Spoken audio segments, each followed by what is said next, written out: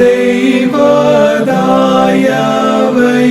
எப்போதும் நம்பும் பிள்ளையை சகாயர் மறவார்.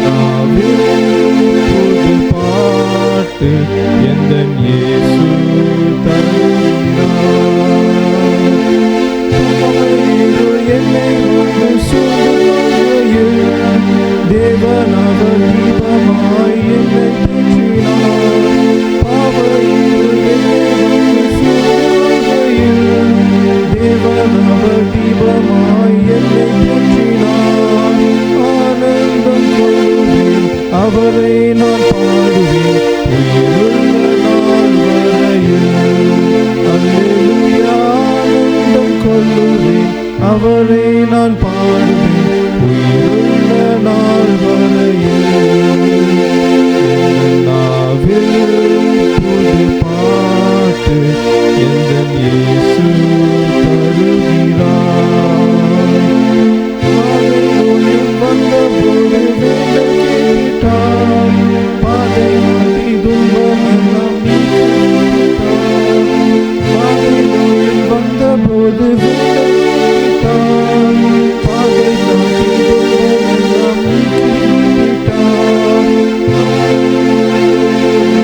அவரை நான் பாடுவேன் உயிருள்ள நாள் வரையில். அவரை நான் பாடுவேன்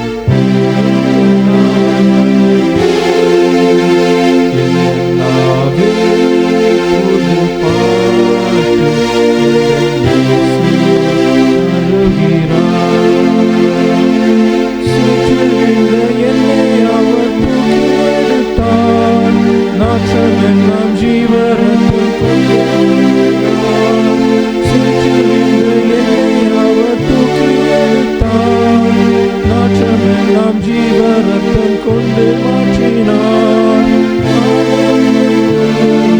அவரை நான் பாடுவேன் உயிருள்ள நாள் வரையில். அல்லேலூயா ஆனந்தம் கொள்ளுவேன். அவரை நான் பாடுவேன் உயிருள்ள நாள் வரையில். நாவில் புது பாட்டு இயேசு தந்தை தாயும் நண்பர் உற்றார் யாவுமாயினார்.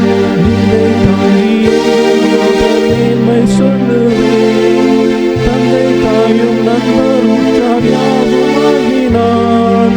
நிந்தை தாங்கி எங்கும் அவர் மேன்மை சொல்லுவேன். ஆனந்தம் கொள்ளுவேன் அவரை நான் பாடுவேன் உயிருள்ள நாள் வரையில். ஆனந்தம் கொள்ளுவேன் அவரை நான் பாடுவேன் உயிருள்ள நாள் வரையில். இந்த நாவில் புது பாட்டு எந்தன் இயேசு தருகிறார். புது பாட்டு எந்தன் இயேசு ஓப்பனிங் பிரேயர் அலெக்ஸ் அண்ணன். நாம் தலைகளை தாழ்த்தி ஜெபிப்போம். எங்களை நேசிக்கிறீங்களா அன்புள்ள பரமபிதாவே, ஆண்டவரே இந்த நல்ல காலை வேளைக்காக நன்றி துதிக்கிறோம். ஆண்டவரே நீர் எங்களுக்கு கொடுத்திருக்கிற ஜீவன் சுகம் பலன் உங்களுடைய கிருபைகள் இரக்கங்கள் எல்லாவற்றுக்கும் நன்றி செலுத்துகிறோம். இந்த கடந்த 12 மாதங்கள் நீர் எங்களோடு கூட இருந்தீர், அதற்கு நமக்கு நன்றி செலுத்துகிறோம். இப்போதும் கூட ஆண்டவரே மாமா ப்ரொஃபஸர் ஜான் காவேர் அவர்களுடைய வாழ்க்கையை நாங்கள் நினைத்து ஆண்டவரே அவர்கள் இறந்த இந்த தினத்தை நாங்கள் நினைவு கூறும்போது கூட ஆண்டவரே அவருடைய வாழ்க்கையில் நாங்கள் கற்றுக்கொண்ட எல்லா காரியங்களையும் நாங்கள் எங்களுடைய வாழ்க்கையிலும் கடைபிடிக்கத்தக்கதாக நல்ல ஒரு கட்டுப்பாட்டை நீர் எங்களுக்கு தர வேண்டுமா கெஞ்சி மன்றாடுகிறோம். ஆண்டவரே அவர்களுடைய வாழ்க்கைக்காக நாங்கள் மிகவும் நன்றி செலுத்துகிறோம் அப்பா. அவர்கள் மூலமாக ஆசீர்வதிக்கப்பட்ட மக்கள் எத்தனையோ பேர் இருக்கிறார்கள், அதற்காக நமக்கு நன்றி. இப்போதும் கூட குடும்பமாக நாங்கள் சிறு குடும்பமாக அப்பா அவருடைய வாழ்க்கையை நினைத்து நாங்கள் உமக்கு நன்றி செல்லும் போதும் கூட நீர் ஒவ்வொருவரையும் நீர் ஆசீர்வதியும். இப்போதும் விசேஷமாக அத்தையுடைய கருத்தில் ஜெபிக்கிறோம் ஆண்டவரே. அவர்களுக்கும் நல்ல சுகத்தையும் பலத்தையும் கொடுத்துவிடும் ஆண்டவரே. எல்லா அந்த மெடிக்கல் பேராமீட்டர்ஸும் நார்மலாக இருக்கவும் ஆண்டவரே அவருடைய கையில் காலில் இருக்கிற பலவீனங்கள் எல்லாவற்றையும் உம்முடைய குணமாக்கும் தழும்புகள் அவர்களை தொட்டு பரிபூர்ண சுகத்தை நீர் தர வேண்டுமா கெஞ்சி மன்றாடுகிறோம். சுரேஷ் குடும்பத்தை உம்முடைய கருத்தில் வைத்து ஜெபிக்கிறோம் அப்பா. ஆண்டவரே சுரேஷ், கேர்லின், டேனியை உம்முடைய கருத்தில் வைத்து ஜெபிக்கிறோம். பிள்ளைகளை நீர் கண்மணி போல பாதுகாத்துக் கொள்ளும். அவருடைய தேவைகள் எல்லாவற்றையும் ஆண்டவரே அவர்கள் கேட்பதற்கு முன்னமே நீர் அவர்களுக்கு கொடுத்து அவர்களை ஆசீர்வதியும். விசேஷமாக சுரேஷ் செய்கிற எல்லா ஊழியங்களுக்கும் அவனுக்கு நன்றி. அவனையும் நீர் ஆசீர்வதியும் அப்பா. அவனுடைய வேலை இடத்திலும் உள்ள எல்லா டென்ஷன்ஸையும் பிரச்சனைகளையும் ஆண்டவரே நீர் மாற்ற வேண்டுமா நாங்கள் கெஞ்சி மன்றாடுகிறோம். அதே போலவே டேனியுடைய படிப்பை ஆசீர்வதிங்க. அதே போலவே அப்பா ஆனந்தையும் டேஃப்னியும் கருத்தில் ஜெபிக்கிறோம் அப்பா. அவருடைய வாழ்க்கையும் நீர் ஆசீர்வதியும் அப்பா. அமெரிக்காவில் அவர்கள் தனியாக இருக்கும்போதும் கூட உம்முடைய பரிசுத்த கரங்கள் உம்முடைய தேவதூர்களின் பாதுகாவல் பிள்ளைகளோடு எப்போதும் இருக்கட்டும். அவர்களுடைய உலக பிரகாரமான ஆவிக்குரிய பிரகாரமான எல்லா தேவைகளையும் நீர் அவர்களுக்கு கொடுத்து அவர்களை ஆசீர்வதிக்க வேண்டுமாய் கெஞ்சி மன்றாடுகிறோம். அவர்களுடைய தேவைகள் எல்லாவற்றையும் அவர்கள் கேட்பதற்கு முன்னமே நீர் அவர்களுக்கு கொடுத்து அவர்களை ஆசீர்வதியும். அதே போலவே ஆண்டவரே அடியனையும் சிந்தியாவையும் பிளஸ்ஸையும் இப்படி கருத்தில் ஜெபிக்கிறேன். ஆண்டவரே நீர் எங்களுக்கு கொடுத்த எல்லா கிருபைகளுக்காகவும் ஆசீர்வாதங்களுக்காகவும் நன்றி. எல்லாவற்றுக்காகவும் உங்களுக்கு கோடாகோடி நன்றி செலுத்துகிறோம். அதே போலவே ஆண்டவரே சுஷீலா அவர்களையும் ஆண்டவரே அந்த ஹெல்ப்பர்களையும் உடைய கருத்தில் ஜெபிக்கிறேன். ஆண்டவரே அவர்களையும் நீர் கிருபையாக ஆண்டவரே உதவி செய்ய நீர் கொடுத்த கிருபைகளுக்காக நமக்கு நன்றி. அவர்களையும் நீர் ஆசீர்வதியும், அவருடைய தேவைகளையும் நீர் சந்தித்தரணும். இப்போதும் விசேஷமாக ஆண்டவரே நாங்கள் மாமாவுடைய வாழ்க்கைக்காக நன்றி செலுத்தும் போது நாங்கள் பாடுகிற பாடல்கள் ஆண்டவரே வேத வசனங்கள் மற்றும் செய்தி எல்லாவற்றையும் நீர் ஆசீர்வதியும். இங்கே வந்திருக்கிற ஒவ்வொருவருக்கும் ஆசீர்வாதமாக இருக்கவும் உங்களுடைய சந்தோஷத்தினாலும் சமாதானத்தினாலும் நீர் நிரப்பத்தக்கதான கிருபைகளை தாரும். நாங்கள் எங்களை தாழ்த்துகிறோம். நாங்கள் மண்ணென்று நினைவு கூறுகிறோம். நீரே எங்களுடைய தலைவர், நீரே எங்களுடைய சிருஷ்டிகர். ஆண்டவரே நாங்கள் உங்களுக்கு பிரியமான வாழ்க்கை இந்த உலகத்தில் வாழத்தக்கதான கிருபைகளை நீர் தர வேண்டுமா கெஞ்சி மன்றாடுகிறோம். மீதியான எல்லா காரியங்களையும் உங்களுடைய கருத்தில் ஜெபிக்கிறோம். நீரை காத்துக்கொள்ளும், வழி நடத்தும். இவள் அனைத்தையும் எங்கள் கர்த்தராகிய இயேசு கிறிஸ்துவின் மூலமே வேண்டிக் கொள்கிறேன் எங்கள் அன்புள்ள பரமபிதாவே, ஆமேன். சாங் ஆத்துமமே.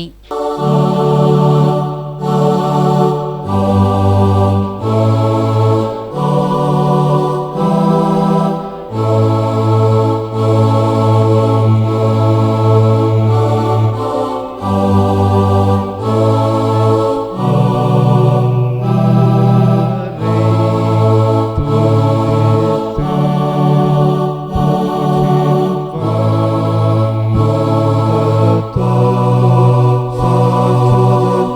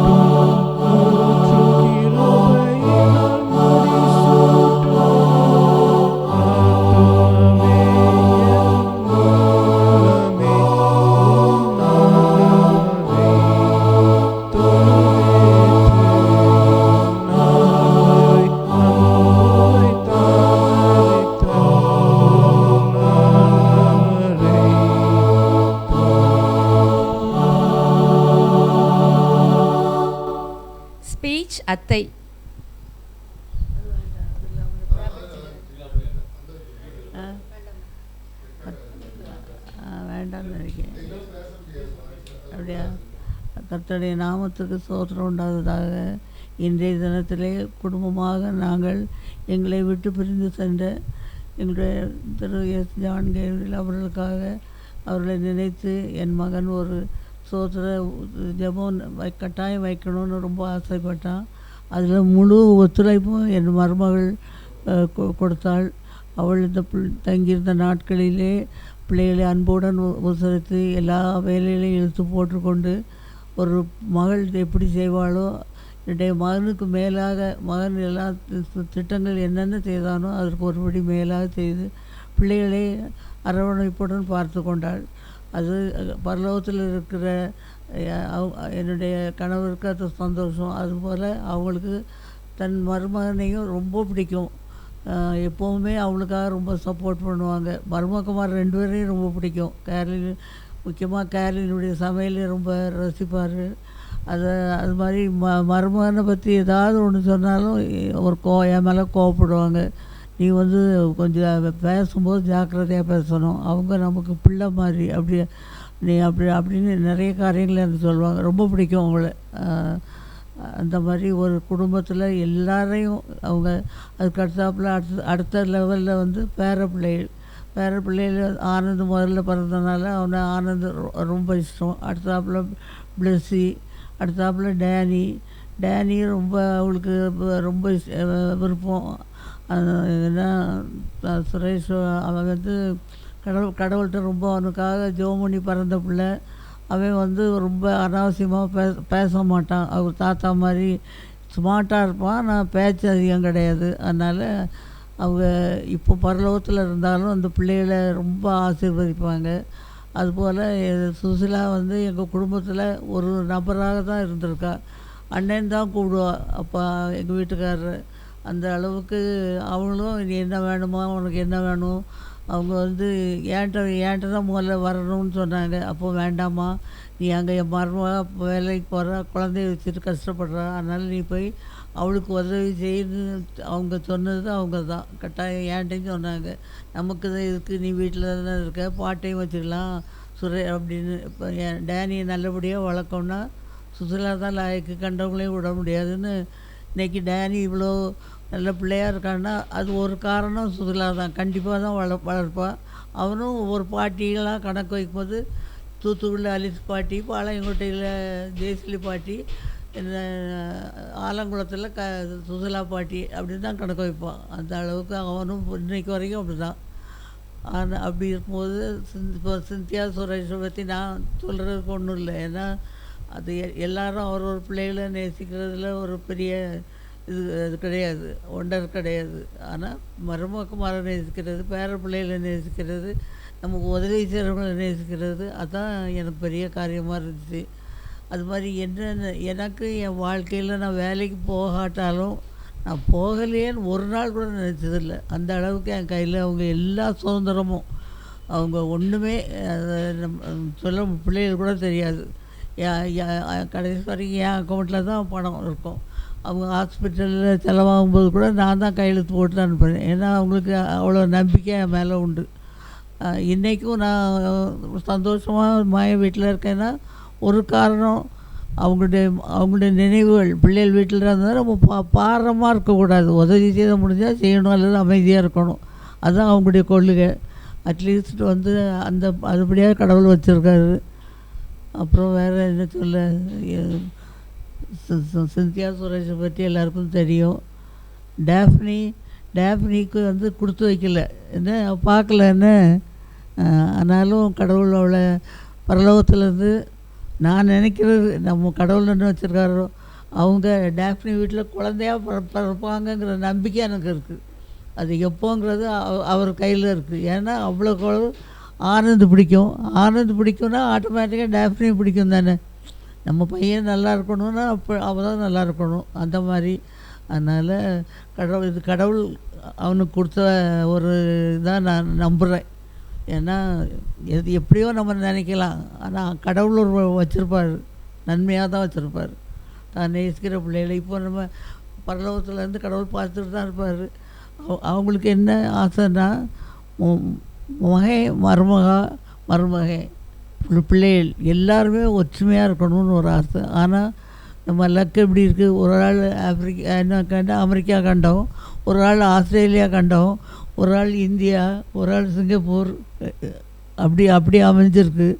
டேனி எந்த நாட்டில் இருக்க போகிறோம், அது இங்கிலாந்து போதோ ஜெர்மனிக்கு போதோ எங்கே போதோ சொல்ல முடியாது. ஆனால் நான் என்னுடைய சின்ன வேண்டுகோள், எங்கே தான் இருந்தாலும் வருஷத்துக்கு ஒரு முறை சந்திங்க, வருஷத்துக்கு ஒரு முறை, ரொம்ப நாள் இல்லாட்டாலும் பரவாயில்ல, எல்லா நாளும் கேரளியில் தொந்தரவு பண்ண வேண்டாம். இப்போ தான் நல்ல இது இருக்க, அது பாருங்க, அந்த ஆப்பிள் ட்ரீ இல்லாமல் 2 டபுள் ரூம் புக் பண்ணால் போதும். என்ன ரொம்ப ஜாலியாக இருக்கலாம். நாங்கள்லாம் அந்த காலம் சீட்டு விளையாடிக்கிட்டு யார் வீட்லேயும் போய் இருந்தால் தானே கஷ்டம். இப்போ என் வீட்டில் 10 பேர் இருந்தால் ஐயோ இவங்கெல்லாம் எப்போ போவாங்கன்னு இருக்கும். என்ன தான் அன்பு இருந்தாலும் அந்த வேலை வந்த உடனே நமக்கு அப்படி இருக்கும், அது இயற்கை. ஆனால் அப்படி இல்லாதபடி எல்லோரும் ஒரு இடத்துக்கு போங்க. இப்போ தான் எல்லாம் தான் ஹில் பிளேஸ் இருக்குது, அது இருக்குது. அப்படி சந்தோஷமாக கொண்டாடி பாட்டு பாடி எல்லாம் இடங்கள் பார்த்துட்டு ஃபோட்டோ எடுத்துகிட்டு செலவை ஷேர் பண்ணிக்கோங்க. இப்போ கேலண்டருக்கு எக்கச்சக்கமாக செலவாயிருக்கும். நான் அதை கொடுத்தா அசிங்கமாக இருக்கும், அது நம்ம பிள்ளை அப்படின்றதுல. ஆனால் அவனுக்கு செய்ய வேண்டிய காலங்களில் டேனிக்கு எல்லாம் செய்வோம். அதனால் அப்படி அதுதான் அப்பாவுடைய ஆசை. எப்போவுமே சொல்லுவாங்க, குடும்பம் புரியக்கூடாது, குடும்பம் புரியக்கூடாது. ஏன்னா அவளும் ஒரே பிள்ளை, அவளுக்கு 4-5 பேர் கிடையாது. இவனும் இப்போ சிந்தியா விட்டால் இவனுக்கும் ஆள் கிடையாது. மருமகனுக்கும் அவங்களும் தம்பி தான் இப்போதைக்கு இருக்காங்க. அப்பா அம்மா காலத்துக்கு பிறகு அவங்க 2 பேர் தான். அப்படி இருக்கும்போது நம்ம எல்லாம் டேஃப்னி குடும்பத்தோடு சேர்ந்துக்கணும். ஏன்னா டேஃப்னி தம்பி, அவளும் அக்கா தம்பி 2 பேர் தான். அப்படி ஜாயிண்டாக இருந்தால் நல்லாயிருக்கும். ஆனால் ஒரு வீட்டில் போய் இருக்கக்கூடாது, அது தொல்லை. அது எங்கேயாவது ஒரு அது அப்போ அப்படின்னா தம்பி இந்த காலத்துக்கு யோசிக்கணும்ல. எல்லோரும் என்ஜாய் பண்ணால, கடவுளுக்கு போய் எல்லார் கையிலையும் காசு இருக்குது. அப்படிங்கும்போது நம்ம இந்த வேலை செய்கிறது கஷ்டம். அது எல்லாரையும் இழுத்து போட்டுக்கிட்டு, அதனால் அப்படி நல்லா சந்தோஷமாக இருக்கேன். நான் கொஞ்சம் நாளில் போயிடுவேன் அப்பாட்ட. நான் சொன்னபடி நீங்கள் நடக்கிறீங்களான்னு பார்ப்பேன் கட்டாயம். டேனி சரிதானே சிந்தியா? வேறு ஒன்றும் பேச தெரியாது, வச்சிடுறேன். Song அஞ்சாதிரு.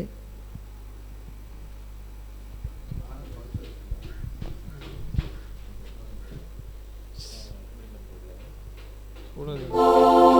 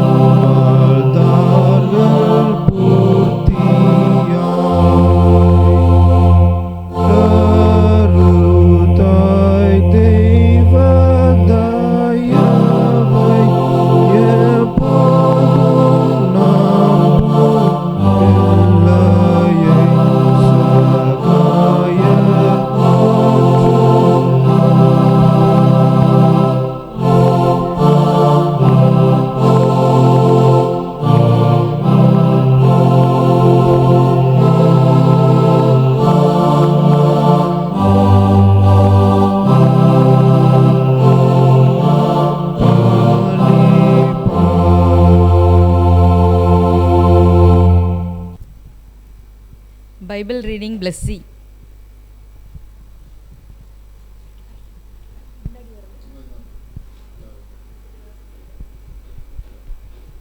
Okay.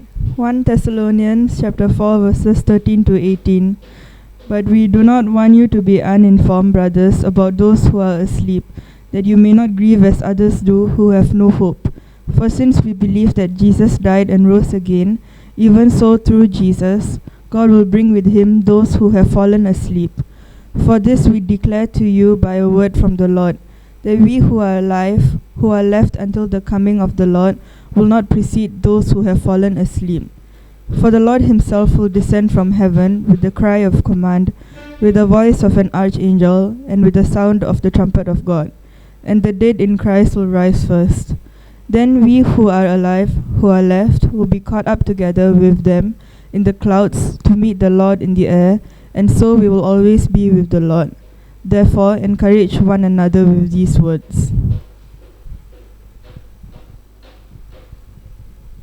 Speech by Cynthia Annie.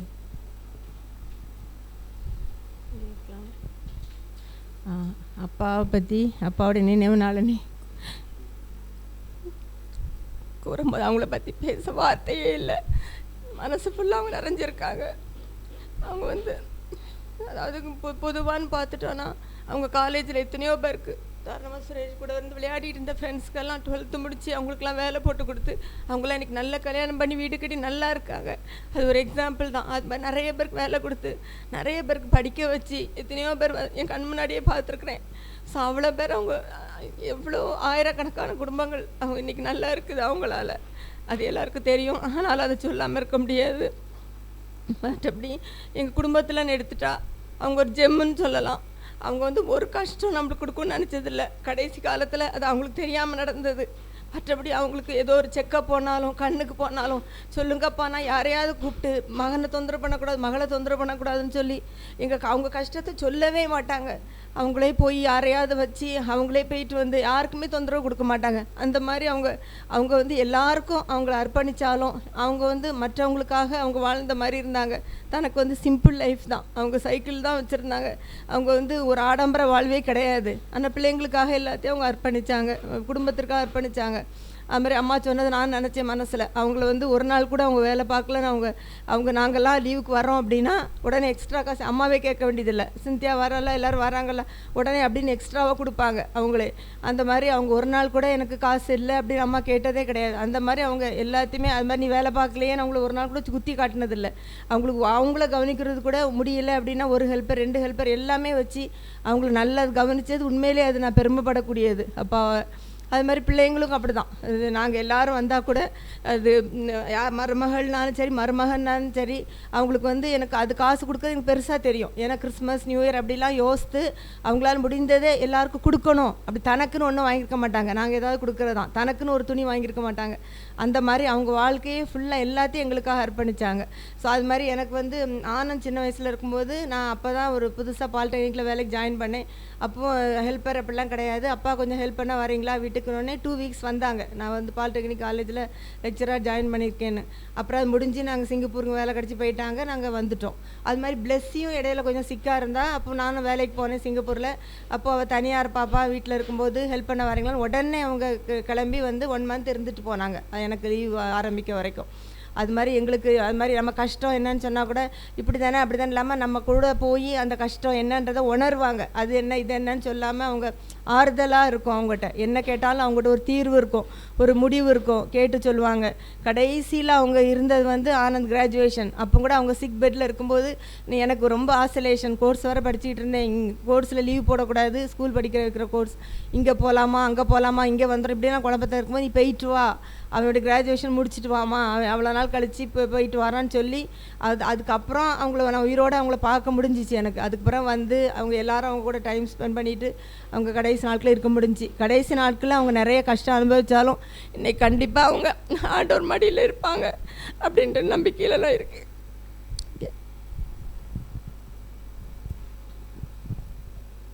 Bible reading Danny.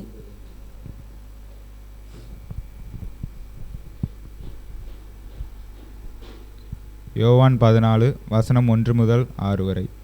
உங்கள் இருதயம் கலங்காதிருப்பதாக. தேவனிடத்தில் விசுவாசமாயிருங்கள், என்னிடத்திலும் விசுவாசமாயிருங்கள். என் பிதாவின் வீட்டில் அநேக வாசஸ்தலங்கள் உண்டு. அப்படி இல்லாதிருந்தால் நான் உங்களுக்கு சொல்லியிருப்பேன். ஒரு ஸ்தலத்தை உங்களுக்காக ஆயத்தம் பண்ண போகிறேன்.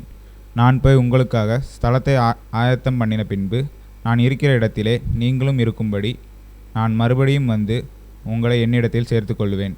நான் போகிற இடத்தை அறிந்திருக்கிறீர்கள், வழியையும் அறிந்திருக்கிறீர்கள் என்றார். தோமா அவரை நோக்கி, ஆண்டவரே, நீர் போகிற இடத்தை அறியோமே, வழியை நாங்கள் எப்படி அறிவோம் என்றான். அதற்கு இயேசு, நானே வழியும் சத்தியமும் ஜீவனுமாய் இருக்கிறேன். என்னாலே அல்லாமல் ஒருவனும் பிதாவினிடத்தில் வரான் என்றார் என்பதே. Message by Suresh Chitappa.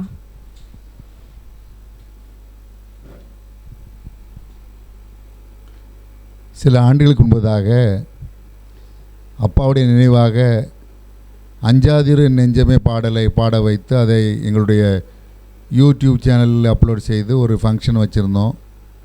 அப்போது அது சிந்தியா, ஆனந்தெலாம், பிளஸ்ஸிலாம், அத்தாலாம் அதில் இல்லை. அதனால் இப்படி ஒரு நிகழ்ச்சி நடத்தணும்னு ரொம்ப நாளாகவே ஆசைப்பட்டுட்டு இருந்தேன். இந்த அஞ்சாதிரு நெஞ்சமே பாடல் அப்பாவுக்கு மிகவும் பிடித்த பாடல். அவங்க ஆஸ்பத்திரிக்கு அட்மிட் பண்ண முந்தின நாள் இரவு முழுவதும் இந்த பாடலை யூடியூப்பில் ப்ளே பண்ண வச்சு கேட்டுகிட்டே இருந்தாங்க. அதையும் சாம் கமலேசன் அங்கிள் பாட்டையும் மாறி மாறி நைட் ஃபுல்லாக போட்டு ப்ளே பண்ணிக்கிட்டே அவங்களுக்கு தலையில் தைலம் தேய்ச்சி விட்டுட்டு இருந்தேன். அதுவும் அவங்களுக்கு வந்து தினகரன் அங்கிள் மாதிரி இழுத்து பாடுறது பிடிக்காது. டிசைபிள்ஷிப் கொயர்னு ஒரு கொயர் அஞ்சாவது நெஞ்சமே ஃபாஸ்ட் பீட்டில் பாடுவாங்க. அந்த இதுதான் பார்க்க ரொம்ப பிடிக்கும். அதனால் அதே தான் ப்ளே பண்ணிக்கிட்டே இருந்தேன். அதனால தான் இன்றைக்கும் அந்த பாடலை பாடினோம். அப்பாவுடைய வாழ்க்கை பற்றி சொல்ல போனால் நான் வந்து ஹீஸ் அ லெஜெண்டுன்னுவேன். வாழ்க்கையில் ரொம்ப ரொம்ப உயர்வான ஒரு பதவிக்கு அவங்க போனாங்க. திருநெல்வேலி டயசிஸில் உள்ள எல்லா காலேஜ், கிட்டத்தட்ட 8 காலேஜ் இருக்குன்னு நினைக்கிறேன், 8 காலேஜுக்கும் கரஸ்பாண்டண்ட்டாக இருந்தாங்க. அதுக்கு முன்பதாகவே போப்ஸ் காலேஜ் சாயர்புரத்துக்கும் நேசரத் காலேஜுக்கு பிரின்ஸிபல் அண்ட் செக்ரட்டரியாக இருந்தாங்க. ரிட்டையர்மெண்ட்டுக்கு அப்புறம் கோயில்பட்டி எஸ்எஸ் துரைசாமி நாடார் மாரியம்மாள் காலேஜில் 6 வருஷம் பிரின்ஸிபலாக ஒர்க் பண்ணாங்க. வாழ்க்கையில் ரொம்ப உச்சத்தையும் உயரத்தையும் தொட்டவங்க. அவங்க சென்ட் ஜான்ஸ் காலேஜ் கான்வெகேஷன் அன்னைக்கு அந்த ரோ போட்டு போகும்போது நான் பாட சொன்னேன், ஒரு தாம் படித்த கல்லூரிக்கே செயலாளராக வருவது என்பது வாழ்க்கையில் பெரிய காரியம். எல்லாருக்கும் அந்த பாக்கியம் கிட்டார். நீங்கள் படித்த ஜான்ஸ் காலேஜுக்கு நீங்கள் செக்ரட்டரிக்காக வந்திருக்கீங்கன்னு சொல்லி அவர்களை நான் உற்சாகப்படுத்தினேன். அவள்கிட்ட நான் வந்து கற்றுக்கொண்ட மெயினாக என்னென்னா நேர்மை. வாழ்க்கையில் அவளுக்கு நல்ல பணம் சம்பாதிக்க, தவறான வழியில் பணம் சம்பாதிக்கக்கூடிய வாய்ப்புகள் இருந்தும் அவர்கள் அந்த வழிக்கு செல்லவே இல்லை. ரொம்ப நேர்மையாக இருந்தாங்க. அந்த எக்ஸ்ட்ரா மைல் போனாங்க. எக்ஸ்ட்ரா மைல்னால் என்ன சொல்ல வரேன்னா, அவங்க தகுதிக்கு மிஞ்சின நேர்மையோடு இருந்தாங்க. அவங்கள எதிர்பார்த்ததை விட அதிக நேர்மையோடு இருந்தாங்க. அந்த டிஏடியை கூட வாங்க மாட்டாங்க. அவங்க கரஸ்பாண்டாக இருக்க காலேஜிலேருந்து ஒரு காஃபி கூட குடிக்க மாட்டாங்க. அப்படி குடித்தாலும் தன்னுடைய பணத்தை கொடுத்து பே பண்ணிடுவாங்க. சப்போஸ் ஹாஸ்டலில் சாப்பிட வேண்டிய ஒரு சூழ்நிலை ஏற்பட்டால் அதுக்கும் பணம் பே பண்ணிடுவாங்க. ஒரு நாள் அவங்க இலவசமாக தான் படித்த தான் வேலை பார்த்த தான் செக்ரட்டரியாக இருந்த காலேஜிலேருந்து இது பண்ணதில்லை. நான் ஏற்கனவே நான் அந்த அப்பா பற்றிய ஃபங்க்ஷன் அந்த நிகழ்ச்சியை பதிவு பண்ணியிருக்கிறேன். ஒருக்கா காலேஜுக்கு இன்னைக்கு கூப்பிட்டு போனாங்க. அப்போ அந்த தோட்டக்காரர் வேலு அண்ணன் இளநீ கொடுத்தாங்க. அதை நான் வரும்போது அப்பாட்ட சொன்னேன். உடனே சைக்கிளை திருப்பி இந்த பணத்தை வேலுகிட்ட கொடுத்துட்டு தான் திரும்பி, வேலு அண்ணன்ட்ட கொடுத்துட்டு தான் திரும்பி வந்தாங்க. அவ்வளவு நேர்மையாக இருந்தாங்க. எங்களையும் அந்த அப்படி தான் இருக்கணும்னு கற்றுக் கொடுத்தாங்க. ரெண்டாவது அவங்ககிட்ட உள்ளது என்ன அப்படின்னா, ஒரு அஞ்சாமை. ரொம்ப தைரியமாக இருப்பாங்க. ஸ்ட்ரைக் வந்துச்சு, நிறைய பிரச்சனை வந்துச்சு, பெரிய பெரிய அரசியல்வாதிகள் தலையிட்டார்கள். மாவட்ட கலெக்டரே அவங்களுக்கு எதிராக நின்றார்கள். அவருடைய பாலிசிக்கு எதிராக ஸ்டூடெண்ட்ஸுக்கு யூனியன் கொடுக்கக்கூடாது, அவங்களுக்கு அசோசியேஷன் தான் கொடுக்கணுன்றது அவங்க பாலிசி. அதுக்கு எதிராக கலெக்டர் ப்ரெஷரைஸ் பண்ணாங்க. பெரிய பெரிய ஆட்கள்லாம் எதிர்த்து நின்னாங்க. ஆனாலும் தான் கொண்ட கொள்கையில் உறுதியாக இருந்தாங்க. என் வேலையே போனாலும் பரவாயில்ல, என் கொண்ட கொள்கையில் மாற மாட்டேன்னு ரொம்ப ஸ்ட்ராங்காக இருந்தாங்க. யாரை கொண்டும் பயப்பட மாட்டாங்க. அதனால தான் அவங்க தினகரனுக்குள்ள ஒரு காரணியால் வந்து உதவி செஞ்சுட்டு வர சொன்னாங்க ப்ராப்ளம் வரும்போது. அந்த அளவுக்கு அவருடைய ரொம்ப அஞ்சாமை உள்ளவர்கள். அடுத்த 3வது கருணை அவர்கள்ட்ட உண்டு. யாருனாலும் மன இறங்கிடுவாங்க. எந்த ஒரு ஜாதி அடிப்படையிலையோ மத அடிப்படையிலையோ யாரையும் பாகுபாடு பண்ண மாட்டாங்க. ஜாதி மத பிரிவினை இல்லாமல் எத்தனையோ பேருக்கு இப்போ நேசரத்தில் உள்ள கம்யூனிட்டி, நேசரத்தில் உள்ள ரிலீஜன், இதுக்கு அப்பாற்பட்ட அநேகருக்கு அவங்க வேலை கொடுத்துருக்குறாங்க. எல்லாரையும் ஜாதி மத அடிப்படையில் மனித நேயத்தோடு நேசித்த ஒரு மனிதர், கருணை உள்ளம் படைத்தவர்கள். அதுதான் அந்த 3 காரியமும் நாங்களும் வாழ்க்கையில் கடைப்பிடித்து வாழணும்னு முயற்சி செய்கிறோம். இன்றைக்கு நம்முடைய தேவ செய்திக்கு ஆதாரமாக நான் எடுத்துக்கொண்ட வேத பகுதி வெளிப்படுத்தின விசேஷம் 14ஆம் அதிகாரம் 13ஆம் வசனம். வெளிப்படுத்தின விசேஷம் 14ஆம் அதிகாரம் 13ஆம் வசனம். எடுத்தவங்க வாசிங்க.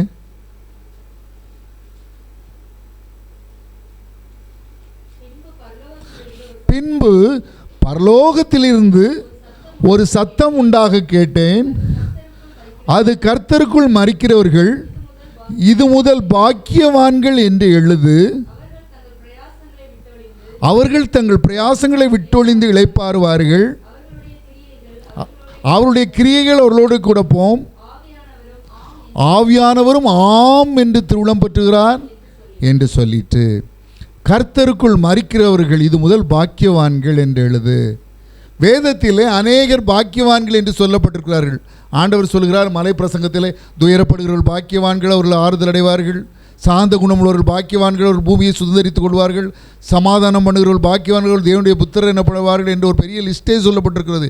எவனுடைய பாவம் மன்னிக்கப்பட்டதோ, அவனுடைய மீறுதல் மன்னிக்கப்பட்டதோ அவன் பாக்கியவான் என்றெல்லாம் சொல்லப்படும் பொழுது, கர்த்தருக்குள் மரிக்கிறவர்களும் பாக்கியவான்கள் என்று சொல்லப்பட்டிருக்கிறது. வேதம் சொல்லுகிறது. எபிரேயர் 9ஆம் அதிகாரம் 27ஆம் வசனத்தில், ஒரே தரம் மரிப்பதும் பின்பு நியாய தீர்ப்படைவதும் மனுஷருக்கு நியமிக்கப்பட்டிருக்கிறது. எல்லா மனிதர்களும், இந்த பூமியிலே வாழ்கின்ற அத்தனை மனிதர்களும் ஒரு நாளிலே மரிக்க வேண்டும். அதன் பின்பு நியாய தீர்ப்படைய வேண்டியதுதான் நமக்கு எழுதப்பட்டுள்ள நியமம். இதை யாராலும் மாற்ற முடியாது. வேதம் திட்டமும் தெளிவாய் சொல்கிறது, ஒரே தரம் மரிக்க வேண்டும். ஆனால் பிரசங்கி 8ஆம் அதிகாரம் 8ஆம் வசனம் மரணத்தை குறித்து இன்னொரு காரியத்தை சொல்கிறது. ஆவியை விடாதிருக்கிறதற்கு ஆவியின் மேல் மனுஷனுக்கு அதிகாரம் இல்லை. அவனுடைய மரண நாளின் மேலும் அதிகாரம் இல்லை. அந்த போருக்கு அவன் நீங்கி போவதும் இல்லை. அப்படின்னா என்ன அர்த்தம்? எல்லாரும் ஒரு நாள் மரணத்தை சந்திக்கணும். அதை விடாதிருக்கிறதுக்கு அவனுக்கு அதிகாரம் கிடையாது. அந்த மரணம் என்ற போரை விட்டு அவன் நீங்கியும் செல்ல முடியாது. அவன் ஒரு நாளிலே அதை சந்திக்க வேண்டும். இந்த வசனம் திட்டம் தெளிவாக அதை தான் சொல்கிறது. ஆனால் அந்த மரணம் எப்படிப்பட்ட, இங்கே கர்த்தருக்குள் மரிக்க வேண்டும், அதுதான் முக்கியம். பிலேயாம் ஒரு காரியத்தை சொல்வான். எண்ணாகமம் 23ஆம் அதிகாரம் 10ஆம் வசனத்திலே, நீதிமான் மரிப்பது போல நான் மரிப்பேனாக. நீதிமான் வாழ்வது போல் வாழ்வது ஒரு காரியம், நீதிமான் மரிப்பது போல் மரிப்பது ஒரு காரியம். தேவயக்காலம் என்று ஒரு பத்திரிகை உண்டு. அதை சாமுவேல் பாஸ்டர் சகோதரர் சாமுவேல் என்று ஒரு அருமையான ஐயா நடத்தி வந்தார்கள். அவருடைய ஊழியம் எல்லாம் இமயமலை பகுதி பக்கத்தில் தான். இமயமலை, திபெத்து, நேபாளம் இந்த பகுதிகளெல்லாம் சென்று டிராக்ஸ் ஊழியம் செய்வார்கள். அவர்கள் ஆத்மாவை குறித்து அதிகமாக எழுதி வருவார்கள். உலக பிரகாரமான காரியங்களை பற்றி அவருடைய பத்திரிகையில் அதிகமாக எழுதியிருக்காது. ஆத்மா முக்கியம், மரணத்திற்கு பின்பு ஒரு வாழ்வு உண்டு, அதை குறித்தெல்லாம் எழுதி வருவார்கள். ஒரு நாளிலே ஊழியத்தை எல்லாம் முடித்து விட்டு வீட்டிற்கு வந்தார்கள். முழங்கால் படியிட்டார்கள்.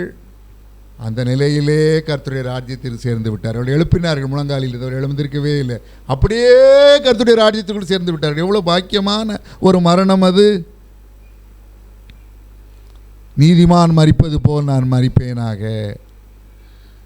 இரண்டாவது, அந்த பாக்கியவான்களுக்குள்ள மரணம் என்பது ஒரு இளைப்பாறுதல். மரணத்தை குறித்து வேதம் என்ன சொல்லுது? அது நித்திரை. It is a sleep. அது ஒரு நித்திரை. இந்த உலகத்திலே கண்ணை மூடுவோம், பரலோகத்திலே கர்த்தருடைய சன்னிதானத்திலே கண்ணை விழிப்போம். அதுதான். தானியேல் 12ஆம் அதிகாரம் 2ஆம் வசனத்தை யாராவது வாசிங்க. தானியேல் 12ஆம் அதிகாரம் 2ஆம் வசனம். அங்கே மரணம் ஒரு நித்திரைக்கு ஒப்பிட்டு சொல்லப்பட்டிருக்கிறது.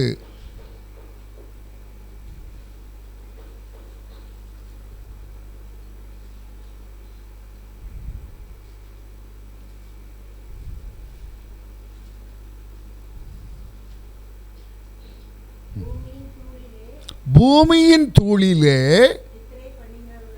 நித்திரை பண்ணுகிறவர்களாகிய அநேகரில் சிலர் நித்திய ஜீவனுக்கும் சிலர் நித்திய நிந்தைக்கும் இகழ்ச்சிக்கும் விழித்து எழுந்திருப்பார்கள். இப்போ எல்லாரும் நித்திரை பண்ணுவாங்க, அதான் இளைப்பாறுதல். ஒரு நாளிலே அவர்கள் எழுந்திருப்பார்கள். எழுந்திருக்கும் பொழுது சிலருக்கு நித்திய ஜீவன், சிலருக்கு நித்திய நீந்த. இதை தான் பரலோகம் நரகன்றோம். தேவ பிள்ளைகள், தேவனுக்காய் ஆயுள் முழுவதும் பிரயாசப்பட்டவர்கள், எல்லா சோதனைகளிலும் விசுவாசத்தை மறுதலிக்காதவர்கள், தேவனுக்காய் வைராக்கியமாய்ந்தவர்கள் பரலோகத்திலே தேவ சன்னிதானத்திலே மகிழ்ச்சியோடு காணப்படுவார்கள். ஆனால் துன்மார்க்கமாய் ஜீவித்து பாவத்தை தண்ணீர் போல் குடித்து என்னை யார் கேட்பது, என்னை தட்டி கேட்பவன் யார் என்று சொல்லி மனம் போல பாவத்திற்கு மேல் பாவம் செய்து கொண்டிருக்கிற மனிதன் நரக அக்கினியிலே தள்ளப்படுவான். இதை தான் இந்த வேத பகுதி சொல்லு. நித்திரை, தேவ பிள்ளைகளுக்கு இந்த மரணம் என்பது ஒரு நித்திரை. யோவான் எழுதின சுவிசேஷம் 11ஆம் அதிகாரம் 11ஆம் வசனத்திலே ஆண்டவராக இயேசு கிறிஸ்து தான் சொல்கிறார். அதை வாசிங்க. யோவான் 11:11.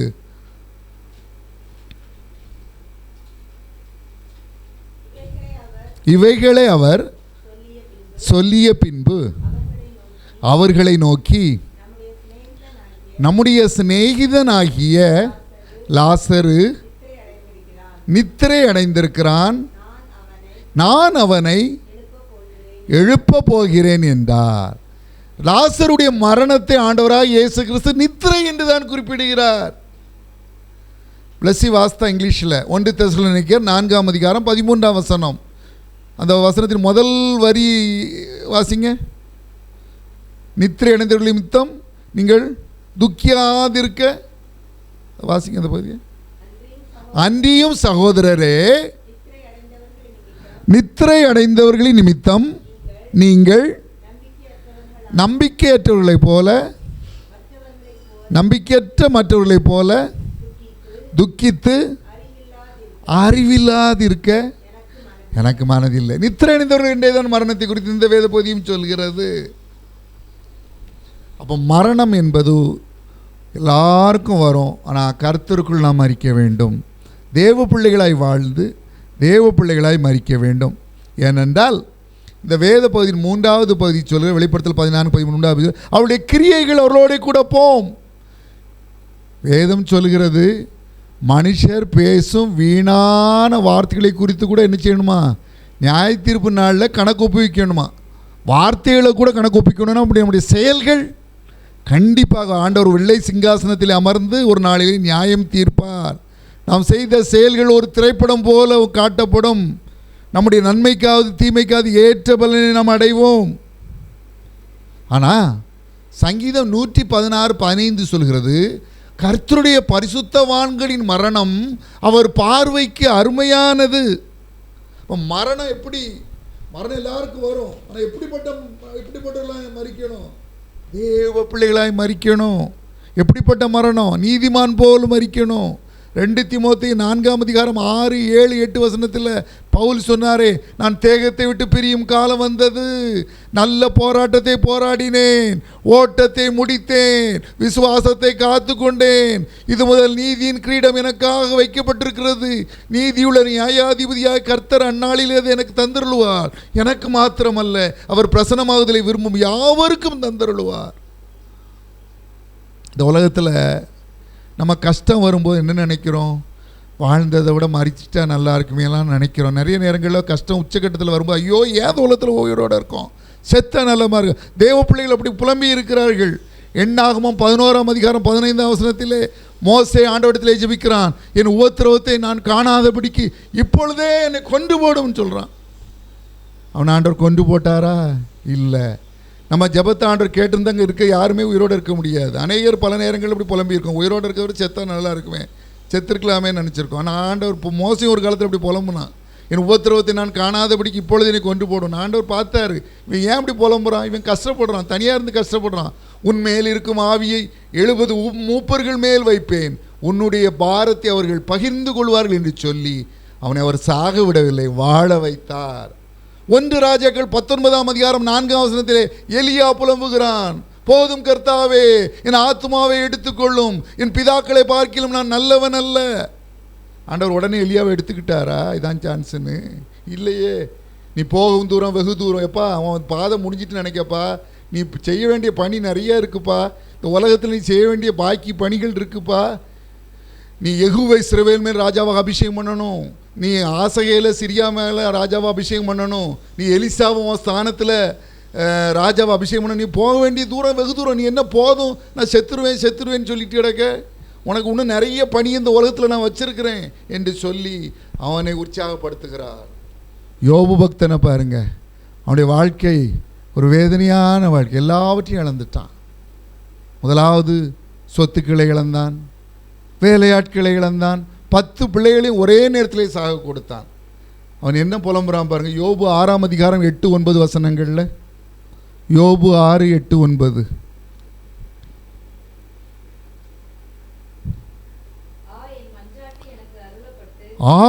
என் மன்றாட்டு எனக்கு அருளப்பட்டு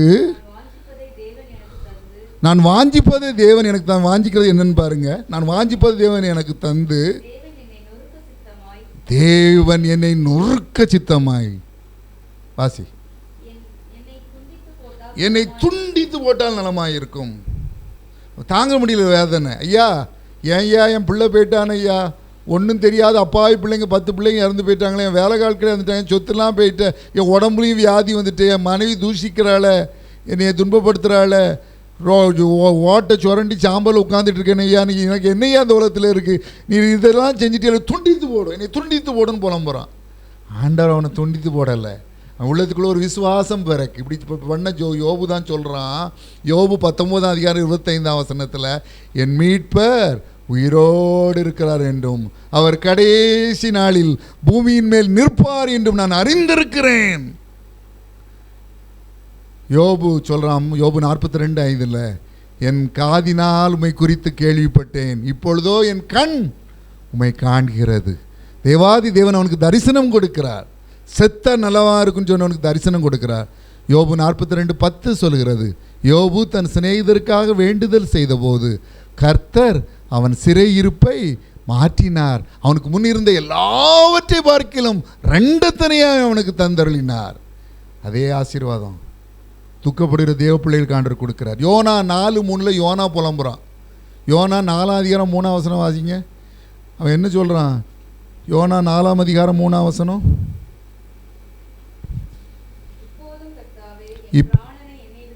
இப்போதும் கர்த்தாவே என் பிராணனை என்னை விட்டு, அவன்கிட்ட பொறுமையாக எக்ஸ்பிளைன் பண்ணுறாரு. யோனாவே, நீ வளர்க்காத ஆமணக்கு செடி போகிறத பற்றி உனக்கு வேதனையாக இருக்க, வலதைக்கும் இடதைக்கும் வித்தியாசம் அறியாத இந்த லட்சத்துக்கு அதிகமான ஜனங்களை நான் எப்படிப்பா கொல்லுவேன்?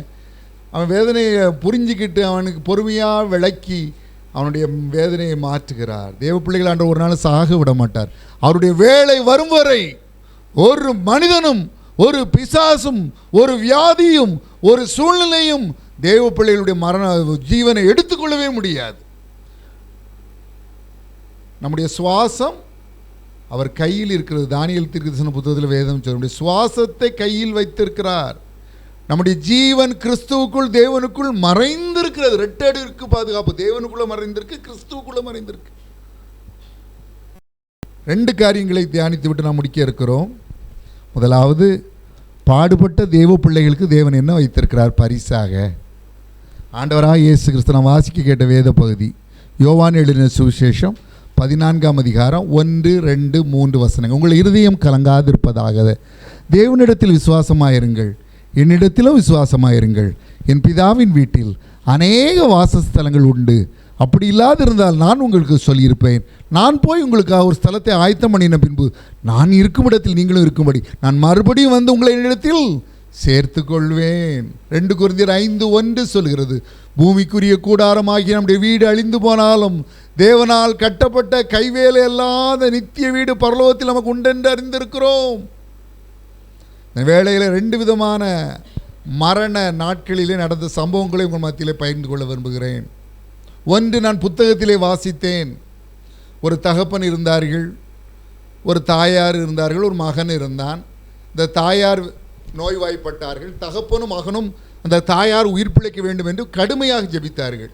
அந்த கர்த்தருடைய சித்தம் வேறாக இருந்தது. அந்த தாயாரை அவர் தன்னுடைய ராஜ்யத்திலே சேர்த்து கொண்டார்.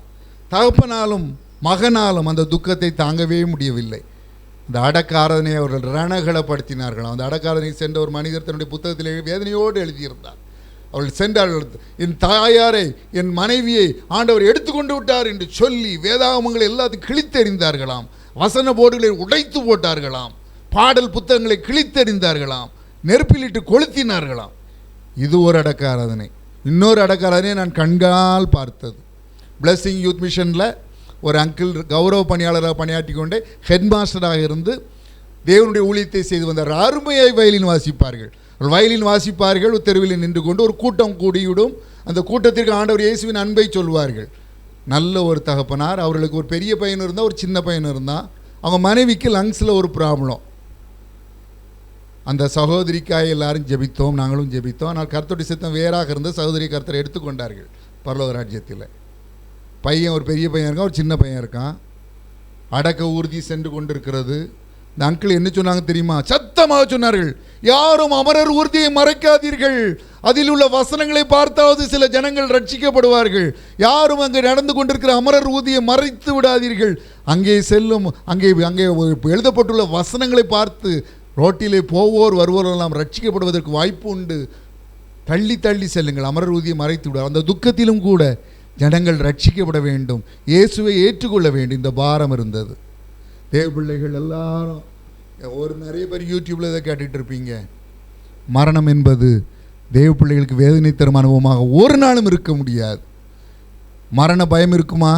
எபிரேயர் 2:14-15 சொல்கிறது, பிள்ளைகள் மாம்சத்தையும் இரத்தத்தையும் உடையவர்களாக இருக்க அவரும் அவர்களை போல மாம்சத்தையும் இரத்தத்தையும் உடையவரானார். 2 காரணங்கள். மரணத்திற்கு அதிகாரியாகிய பிசாசானவனை தமது மரணத்தினாலே அழிக்கும்படிக்கும், ஜீவகாலமெல்லாம் மரண பயத்தின் அடிமைத்தனத்திற்குள்ளானவர்கள் யாவரைக்கும் விடுதலை பண்ணும்படிக்கும் அப்படியானார். பிள்ளைகளைப் போல மாம்சத்தையும் இரத்தத்தையும் உடையவராக இயேசு மாறியதற்கு காரணம் மரணம் கொண்டு வரும் பயத்திலிருந்து விடுதலை கொடுப்பதற்காக. என்னோடு கூட பிஷப் கல்லூரியில் ஜூனியராக ஒரு மாணவன் படித்தான். ஒரு பெரிய மிஷினரி இயக்கத்து தலைவர், அவர் முன்னாள் தலைவர், மறைந்த தேவ மனிதர் ஒருவருடைய மகன். அவன் வீட்டிலே அவனுடைய அண்ணனும் அவனுடைய தாயாரும் அடுத்தடுத்து மரணம் அடைந்து விட்டார்கள். இதையடுத்து இந்த தம்பியும் ஒரு மரண பயம் வாட்டியது. மற்றவர்களை போல இந்த கல்லூரி வாலிப நாட்களே அவன் மகிழ்ச்சியோடு காணப்பட மாட்டான். அவன் சோகத்தோடு இருப்பான், வேதனையோடு இருப்பான். அவன் உள்ளத்திலே மகிழ்ச்சியே இல்லாமல் இருந்தது. எவ்வளவு காலம் வரைக்கும் அந்த கல்லூரி நல்ல பிஷப் கல்லூரி, ஒரு நல்ல திருச்சி தஞ்சாவூர் சிஎஸ்ஐ திருமண்டலத்துக்கு உட்பட்ட ஆதீனத்துக்கு உட்பட்ட ஒரு நல்ல கிறிஸ்தவ கல்லூரி. 2 ரிட்ரீட் நடக்கும். ஆர்ட் செமஸ்டரில் ரிஜாய்ஸ்னு ஒரு ரிட்ரீட் நடக்கும், ஈவன் செமஸ்டரில் ஃபெட்டஸ் ஃப்ரீன்ற ஒரு ரிட்ரீட் நடக்கும். ஒரு ரிட்ரீட்டில் ஆண்டவராக இயேசு கிறிஸ்துவுக்கு அவன் தன்னுடைய உள்ளத்தை ஒப்பு கொடுத்தான். அதோடு மரண பயம் மாறியது, மகிழ்ச்சி நிறைந்தது. அவன் முற்றிலும் மாறி போனான். இதற்காக தான் இயேசு இந்த உலகத்தில் வந்தார். அது மாத்திரம் இன்னொரு விஷயத்தை கூட நான் சொல்ல விரும்புகிறேன். மூடி பக்தன் அமெரிக்காவையும் ஐரோப்பா கண்டத்தையும் ஆண்டவருக்காக அசைத்த தேவ மனிதர். அவருடைய வாழ்க்கையில் இளம் பருவத்தில் இருக்கும் பொழுது அவரை ஒரு மரண பயம் வாட்டி வதைக்குமா. அவர் அவருடைய கோயில், அவருடைய ஊர் ஆலயத்தில் ஒரு வழக்கம் இருந்துச்சு. யார் இறந்தாங்களோ அத்தனை வயசுக்கு தகுந்த மாதிரி மணி அடிக்கும். 20 வயது வாலிபன் இருந்தால் 20 முறை மணி அடிக்கும். 60 வயது முதியவர் இறந்து விட்டார் என்றால் 60 முறை மணி அடிக்கும். 20 வயது வாலிபன் இறந்து விட்டான் என்றால் 20 முறை துக்கமணி அடிக்கும். அவருடைய வயது வாலிபர்கள் இறந்து அந்த துக்கமணி எடுக்கும்போது தான் ஒரு மரண பயம் ஒரு வாட்டி வதைக்குமா. எது வரைக்கும்? ஒரு நாள் மூடி பக்தன் ஆண்டவராக இயேசு கிறிஸ்துவுக்கு தன்னுடைய உள்ளத்தை ஒப்பு கொடுத்தார். அதன் பின்பு ஆண்டவருக்காய் ஓடி ஓடி ஓடி உழைத்தார். ஆத்துமாக்களை அவருக்காய் ஆதாயம் பண்ணினார். ஒரு நாளிலே அவருக்கு மரணம் வந்தது. இதுதான் மரணம் என்றால் இனிமையானது, பூமி அகல்கிறது, பரலோகம் திறக்கிறது என்று சொல்லி மகிழ்ச்சியோடு அவர் ஆண்டோடைய சன்னிதானத்திலே சேர்ந்தார். தேவ பிள்ளைகளுக்கு மரணம் என்பது ஒரு பயமே கிடையாது. ஆனால் உலக மனிதர்களை பாருங்கள். ஒனாசிஸ் என்ற ஒரு மனிதர் இருந்தார். இவர் இவருக்கு சொந்தமான எண்ணெய் கிணறுகள் இருந்தன, இவருக்கு சொந்தமான கப்பல்கள் இருந்தன. பெரிய கோடீஸ்வரர், அரசாங்கங்களுக்கே கடன் கொடுக்கும் வசதியுள்ள ஒரு பெரிய கோடீஸ்வரர். ஒரு நாளிலே அவருக்கு வயதாகிவிட்டது. ஐயோ நம்ம மறித்து விட்டோம், நம்ம சம்பாதிச்சதெல்லாம் யாருக்கோ போயிடுவோன்னு பயம் வந்துச்சு. அவர் ஒரு உயில் எழுதினார். என்ன எழுதினார் தெரியுமா? நான் இறந்து விட்டால் என்னை புதைக்கவோ எரிக்கவோ செய்யாதீர்கள். என்னுடைய உடலை பாடம் செய்து பக்குவப்படுத்தி பத்திரப்படுத்தி வைத்து விடுங்கள். என்றாவது ஒரு நாள் விஞ்ஞானிகள் இறந்தவர்களை உயிரோடு எழுப்பும் மருத்துவ கலையை கற்பார்கள். அப்பொழுது பாடம் பண்ணப்பட்ட என்னுடைய உடலை உயிர்ப்பித்து என்னை மீண்டும் வாழ வைத்து மீண்டும் அந்த கோடிக்கணக்கான சொத்துக்களை அனுபவிக்க வைத்து விடுவீர்கள். இப்படி செய்கிற பொறுப்பெடுக்கிற மனிதனுக்கு எவ்வளோ பணம் வேணாலும் தர யாருக்குன்னு அவர் எழுதி வச்சுருந்தார். வயசாயிட்டு போக மனசு இல்லை. அந்த பணம், ஆஸ்தி, செல்வாக்கெல்லாம் யாருக்கோ போகுதேன்னு பதைக்கு உள்ளோம். ஆனால் தேவ பிள்ளைகள் மரணத்தை இனிமையாய் எதிர்கொள்வார்கள். கடைசியாக நாம் இன்னொரு காரியத்திற்கும் அறிக்க வேண்டும் என்று வேதம் நமக்கு ஆலோசனை கொடுக்கிறது. எதற்கும் அறிக்க வேண்டுமா? 1 பேதுரு 2:24. 1 பேதுரு 2:24.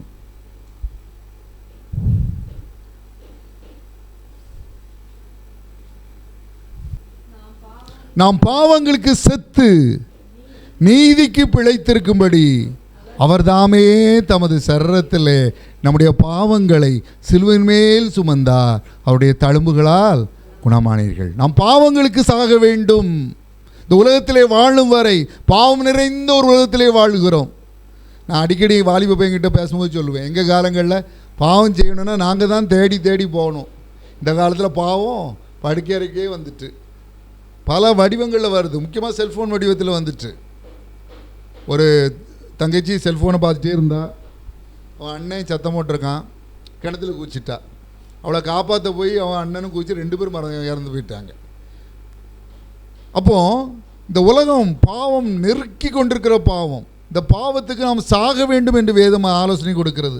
அதான் பவுல் சொல்லுவார் கலாத்தியர் 2:20 கிறிஸ்துவுடனே கூட சிலுவையில் அறையப்பட்டேன், ஆயினும் பிழைத்திருக்கிறேன். இனி நான் அல்ல, கிறிஸ்துவே எனக்குள் பிழைத்திருக்கிறார். நான் மாம்சத்தில் பிழைத்திருக்கிறதோ எனில் அன்பு கூர்ந்து எனக்காக தம்மை தாமே ஒப்பு கொடுத்த தேவனுடைய குமாரனை பற்றும் விசுவாசத்தினாலே பிழைத்திருக்கிறேன்.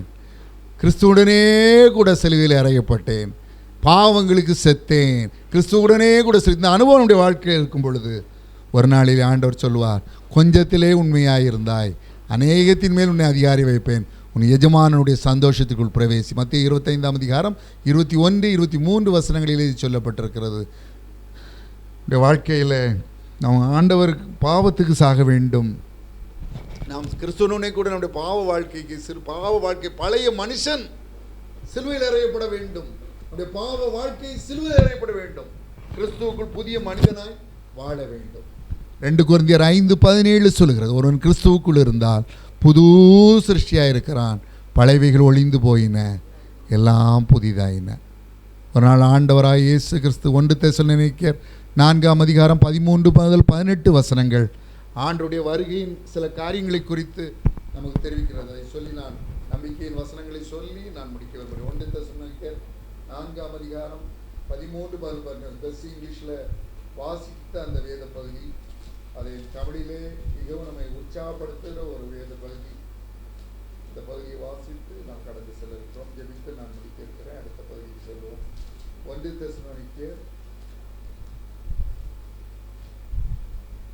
புது பைபிள்னால அழகாக போட்டிருக்கு பாருங்க. இயேசுவானவர் மரித்து 1 தெசலோனிக்கேயர் 4:13-18 அன்றியும் சகோதரரே, நித்திரை அடைந்தவர்களின் நிமித்தம் நீங்கள் நம்பிக்கையற்றவர்களான மற்றவர்களைப் போல துக்கித்து அறிவில்லாதிருக்க எனக்கு மனதில்லை. ஏன் துக்கிக்கக்கூடாது? ஏன் மற்றவர்கள் நம்பிக்கையற்றவர்கள் துக்கிக்கிறாங்க? அவங்க நினைக்கிறாங்க மரணத்திற்கு பிறகு அந்த மனிதரை நாம் பார்க்கவே முடியாது, அதனால தான் சில நேரம் அந்த பாடியை மூடுறதுக்கு முன்னால் கடைசி அப்பா முகத்தை பார்த்துக்கம்மா, கடைசி அம்மா முகத்தை பார்த்துக்கன்னு சொல்லுவாங்க. ஏன் நினைக்கிறாங்க? இனிமேல் இந்த முகத்தை நாம் பார்ப்பதே இல்லை என்று நினைத்து துக்குகிறார்கள். அதனால் வேதம் என்ன சொல்லுகிறது பாருங்கள், இயேசுவானவர் பின்பு மரித்து பின்பு எழுந்திருந்தார் என்று விசுவாசிக்கிறோமே, அப்படியே இயேசுவுக்கு நித்திரை இருந்தவர்களையும் தேவன் அவரோடு கூட கொண்டு வருவார். அது கடைசி சந்திப்பு அல்ல. நாம் வாழ்ந்த வாழ்க்கை நிமித்தம் பரலோகத்திலும் நரகத்திலும் அவர்களோடு நித்தியமாய் வாழப்போகிறோம். அதுதான் இறுதி சந்திப்பு. 16 வாசிக்கையும் பாருங்க.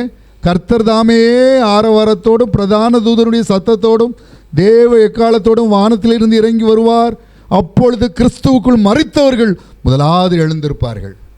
ஒரு நாளிலே மரித்து அந்த சாந்திநகர் கல்லறை தோட்டத்தில் வைக்கப்பட்ட அப்பாவை ஆண்டவர் உயிரோடு எழுந்திருக்க செய்வார். அன்று அவர்களை நாம் முகமுகமாய் பார்ப்போம். அவர்களை மாத்திரமல்ல, இந்த வேதாகமத்தில் எழுதப்பட்ட ஆபிரகாம், ஈசாக்கு, யாக்கோபு, ஆண்டவருடைய 12 சீஷர்கள், 12 கோத்திர பிதாக்கள், தீர்க்கதரிசிகள் அனைவரையும் முகமுகமாய் பார்ப்போம். தாவீதை பார்ப்போம், தானியேலை பார்ப்போம், யோசேப்பை பார்ப்போம், எஸ்தரை பார்ப்போம், எசேக்கியாவை பார்ப்போம், எசேக்கியா ராஜாவை பார்ப்போம். இதுதான் ஐயா நம்ம நம்பிக்கை. அப்புறம் ஏன் துக்கப்படணும்? மரணம் என்பது ஒரு முடிவு அல்ல, ஒரு இடைவேளை. இடைவேளை முடியவும் அவளை அனைவரையும் நம்முடைய கோத்திர பிதாக்கள், ஆண்டவருடைய 12 அப்போஸ்தலர்கள், நமக்கு அன்பானவர்கள், என்னுடைய குடும்பத்தில் எத்தனையோ, எல்லாருடைய குடும்பத்திலையும் அப்படி தான், எல்லா பெரியவங்களையும் இழந்துட்டோம். எங்கள் குடும்பத்தில் அப்பா ஃபேமிலியில் எங்கள் அத்தமார் 3 பேரும் இப்போ இழந்துட்டோம், எங்கள் பெரியப்பா இழந்துட்டோம். ஆனால் இழக்கலை, அது நித்திய இழப்பு, அது வந்து பெர்மனண்ட்டான இழப்பு அல்ல. இந்த உலக வாழ்க்கைன்றது எப்படி? நம்ம ஒரு ஊருக்கு போகிறோம், ஒரு லாட்ஜில் தங்குகிறோம், யாரும் நமக்கு தெரிஞ்சவங்க இல்லைன்னா லாட்ஜில் தங்குவோம். பெர்மனெண்ட்டாக அந்த லாட்ஜிலே இருக்க போகிறது இல்லையே. நம்ம வேலை முடிஞ்ச பிறகு அந்த லாட்ஜை காலி பண்ணிடுவோம். நம்முடைய குடியிருப்போ பரலோகத்தில் இருக்கு. we are citizens of heaven. உலக பிரகாரமாக தான் நம்ம இந்தியன் சிட்டிசன். ஆனால் we are ஆவிக்குரிய பிரகாரம் ஸ்பிரிச்சுவலாக we are citizens of heaven.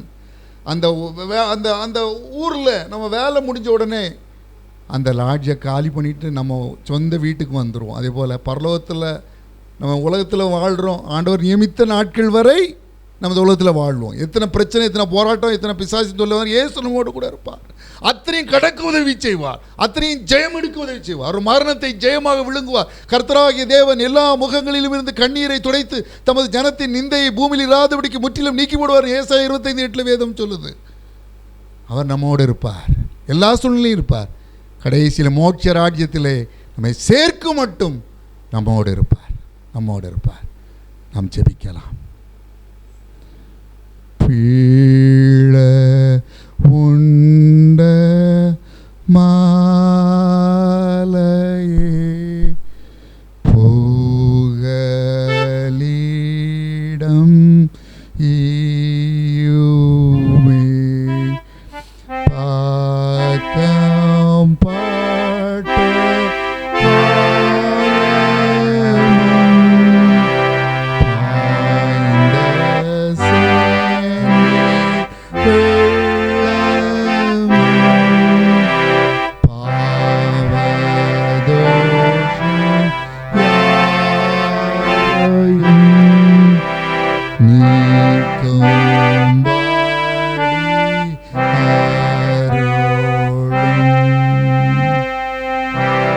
அன்பின் பரம தகப்பனே, சமீபத்திலே தங்களுக்கு அருமையானவர்களை இழந்தது நிமித்தமாக துக்கப்பத்தோடு காணப்பட்டு யூடியூபின் மூலமாக இந்த நிகழ்ச்சியை பார்ப்பவர்களுக்கு நான் விசேஷமாக ஜெபிக்கிறேன். எங்களை ஆறுதல் படுத்திய தேவன் அவர்களையும் ஆறுதல் படுத்தும்.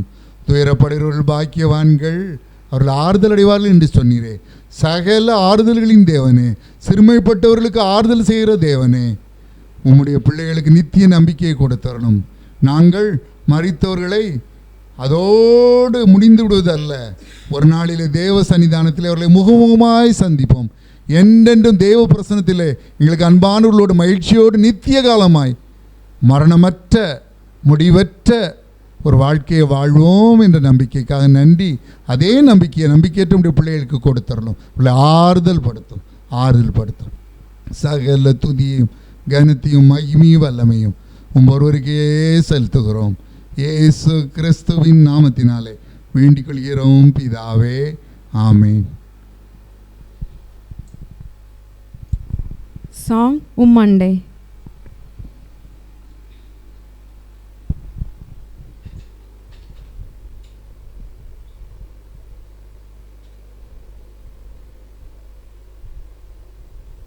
Oh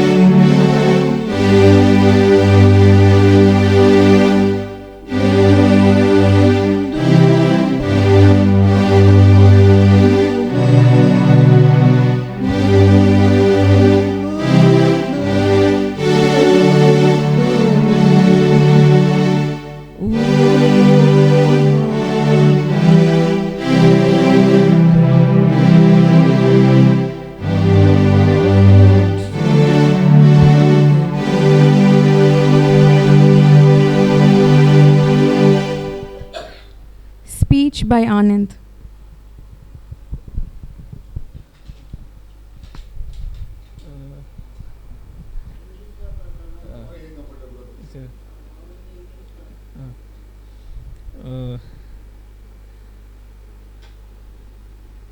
ஒன்றும் ப்ரிப்பேர் பண்ணல பட்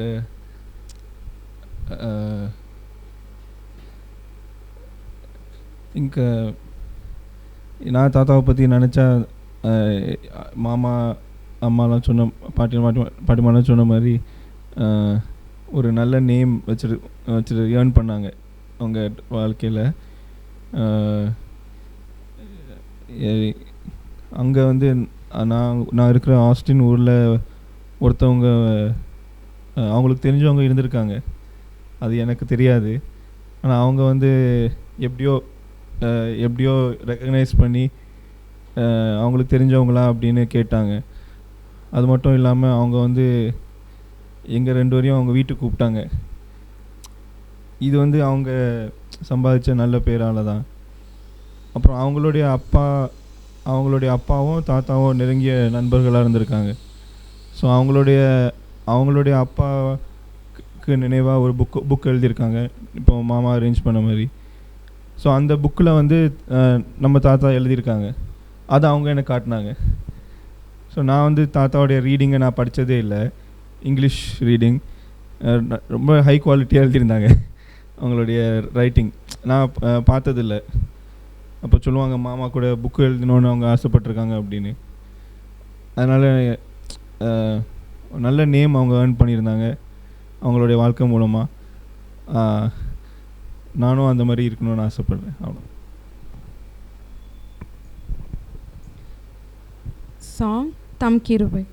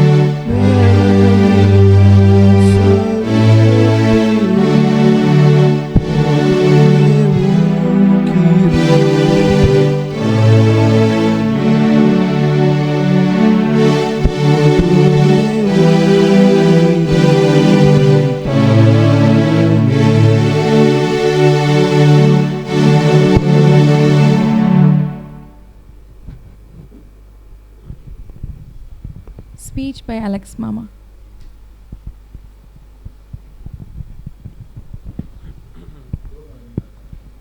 பரவாயில்ல.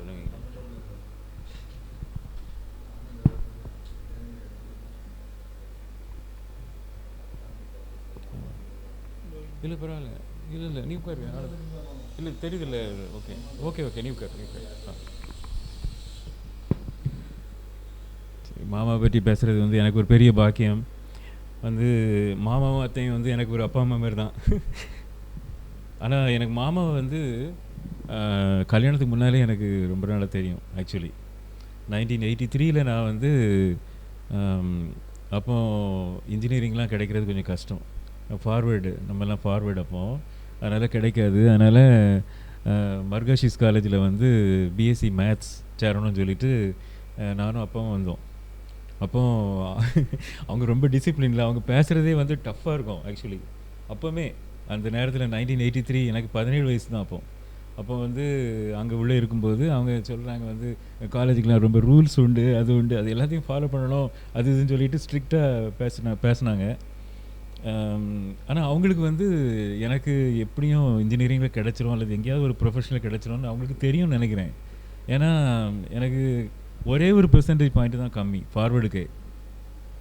ஸோ அவங்களுக்கு தெரிஞ்சிருக்கு, இருந்தாலும் அவங்க அட்மிஷன் கொடுத்தாங்க. அதே ஒரு பெரிய இதுதான். ஏன்னா நார்மலாக கொடுக்க மாட்டாங்க. நிறைய காலேஜஸில் வந்து இன்ஜினியரிங்கில் போகிற மாதிரி ஒரு சுச்சுவேஷன் இருக்குதுன்னா கொடுக்க மாட்டாங்க. பட் அவங்க கொடுத்தாங்க. 3 மாதம் தான் இருந்தேன். பட் அந்த நேரத்தில் நான் அந்த நேரத்தில் ஸ்ட்ரைக் நடந்துச்சு, யூனியன் ஸ்ட்ரைக்லாம் நடந்துச்சு. அதெல்லாம் அவங்க ஹேண்டில் பண்ணுறதுலாம் நான் வந்து இப்போ பர்சனலாக நான் பார்க்குறதுக்கு எனக்கு ஒரு சான்ஸ் கிடச்சிச்சு. அவங்க உள்ள காலேஜுக்குள்ளே நடக்கும்போதே வந்து கம்பீரமாக நடப்பாங்க. அந்த நேரத்தில் வந்து ஏன்னா இப்போ கவர்னன்ஸ் அப்படின்னு பார்க்கும்போது வந்து ஆக்சுவலாக நானும் வந்து நிறைய டீம் மெம்பர்ஸ் இருக்காங்க என்னுடைய டீமில் கூட. ஆனால் சிலர் மாமாவுக்கு வந்து அவங்களோட சீனியர் பீப்புளெலாம் உண்டு, அவங்களோட வயசில் கூடினவங்கெல்லாம் உண்டு. அவங்களெல்லாம் மேனேஜ் பண்ணுறது ஈஸி இல்லை. அவங்க வந்து அந்த வாசலில் நடந்து போகும், கிளாஸ் ரூமில் நாங்கள் இருக்கும்போது அப்படி நடந்து போகும்போதே அவங்க நடக்கிறது சிம்பிளாக ட்ரெஸ் பண்ணியிருந்தால் கூட அதில் ஒரு மெஜஸ்டி இருக்கும், அதில் ஒரு கம்பீரம் வந்து நம்ம பார்க்கலாம். ஸோ அதனால் மற்ற ஸ்டாஃபு எல்லாருமே அவங்ககிட்ட ஒரு அன்பு உண்டு. ஆனாலும் சில கட்டுப்பாடு அதெல்லாம் இருக்கிறதுனால பசங்களாம் பயப்படுவாங்க. பியூன் ஸ்டாஃபு அவங்க எல்லாருமே வந்து அவங்களுக்கு ஒரு பெரிய மரியாதை வச்சுருந்தாங்க. ப்ரொஃபஸர்ஸ் கூட குருசிங் சார்லாம் அவங்களோட சீனியர் நினைக்கிறேன். இருந்தாலும் அவங்க வந்து அவ்வளோ ரெஸ்பெக்ட் வச்சுருந்தாங்கன்னா அவங்க அவ்வளோ டிசிப்ளின்டாக அவங்க ஒரு முன்மாதிரியாக இருந்ததுனால தான் அந்த மாதிரி பண்ண முடிஞ்சிச்சு. ரெண்டாவது வந்து அவங்களுடைய கடவுள் பயம் வந்து அவங்க வெளியே காட்டவே மாட்டாங்க. நீங்கள் வந்து ப்ரேயர் பண்ண சொன்னீங்கன்னா பண்ண மாட்டாங்க. நீங்கள் ஒரு பொதுவான இடத்துல வச்சு நீங்கள் ப்ரேயர் பண்ண சொன்னீங்கன்னா பண்ண மாட்டாங்க. ஆனால் அவங்க வந்து அவங்களுடைய கடவுள் பயம் வந்து நமக்கு எல்லாருக்கும் தெரியும். ஸோ வந்து வீட்டுக்கு வந்துட்டு நம்ம வெளியே போகும்போதெல்லாம் நல்லா போயிட்டு வாங்க, உங்களுக்காக நாங்கள் நல்லா ப்ரேயர் பண்ணுறோம், வேலையில் நல்லா ஆசீர்வதிப்பாங்க, உங்களுக்கு குடும்பத்தை ஆசீர்வதிப்பாங்க அப்படின்னு சொல்லி ஒரு வார்த்தையை சொல்லி அனுப்புவாங்க. அவங்களுடைய வார்த்தையிலேயே வந்து அந்த கடவுள் பயம், கடவுள் மேலே வச்சிருக்கிற அன்பு இதெல்லாம் வந்து நமக்கு நல்லா தெரியும். அதேமாதிரி காலேஜ்லேயுமே வந்து அவங்க செய்ய வேண்டிய காரியங்கள் எல்லாத்துலேயும் வந்து நல்லா பண்ணுவாங்க. ஆனால் அந்த கார்ப்பரேட் ப்ரேயர் அப்படின்னு வரும்போது வந்து அவங்க அவ்வளோவா பண்ணுறதில்ல. பட் அது கடவுள் வந்து இருதயத்தை தானே பார்க்குறாரு என்ன. அப்புறமா வந்து டிசிப்ளின், அவங்க வந்து காலையில் எழும்பிடுவாங்க. காலையில் எழும்பிடுவாங்கன்னா அவங்கள பற்றி தான் நான் பேசுகிறேன். ஏன்னா அவங்களுடைய வாழ்க்கையிலேருந்து நம்ம கற்றுக்கொள்ள வேண்டிய காரியங்கள். காலையில் எழும்பிடுவாங்க, காலையில் சில சமயங்களில் வாக்கிங் கூட போவாங்கன்னு நினைக்கிறேன். அப்புறமா வந்து சாயங்காலம் வாக்கிங்கே விடுறதில்ல, இல்லை சைக்கிளில் தான் போவாங்க. அப்புறமா நைட்டு வந்து பல் விளக்காமல் படுக்கவே மாட்டாங்க. அவங்க சொல்லுவாங்க எங்கள் எல்லார்ட்டையும் வந்து பல் விளக்கிட்டு படுங்க, அது ரொம்ப நல்லது அப்படின்னு சொல்லிட்டு. நான் பல் வலிக்கும்போது மட்டும் நைட்டு பண்ணுவேன். பட் ஆனால் இன்னும் ஞாபகம் இருக்குது எனக்கு. ஸோ அது வந்து ரொம்ப நல்ல ஹேபிட். அப்படிங்கிற நிறைய காரியங்கள் அவங்களுடைய வாழ்க்கையில் கட்டுப்பாடோடு அவங்க இருந்த சில காரியங்கள் என்ன வந்தாலும் அவங்க கரெக்டாக பல் விளக்கிட்டு தான் அவங்க படுக்க போவாங்க. அப்புறம் ரொம்ப லேட்டாகவும் படுக்க மாட்டாங்க. நான் நேரத்தை வந்து நல்லா யூஸ் பண்ணுவாங்க. அதெல்லாம் வந்து அவங்களுடைய வாழ்க்கையில் நம்ம கற்றுக்கொள்ள வேண்டிய நிறைய நல்ல காரியங்கள். அப்புறம் ஃப்ரூகல், அதாவது கவனமாக செலவழிக்கிறது இல்லை. அவங்க நாங்கள் கல்யாணம் ஆனதுக்கப்புறம் கூட வந்து பஸ்ஸில் போயிட்டு வருவாங்க. நாங்கள்லாம் சில சமயம் ஆட்டோவில் இல்லை டாக்ஸியில் வருவோம். அவங்க வந்து பஸ்ஸில் வந்து இறங்குவாங்க. எனக்கெல்லாம் ஒரு மாதிரி இருக்கும். அவங்க சேமித்து வச்சதெல்லாம் பிள்ளைகளுக்கு கொடுத்துருவாங்க இல்லை, தாராளமாக பிள்ளைகளுக்கு கொடுக்குறதுல வந்து தாராளம் இருக்கும்.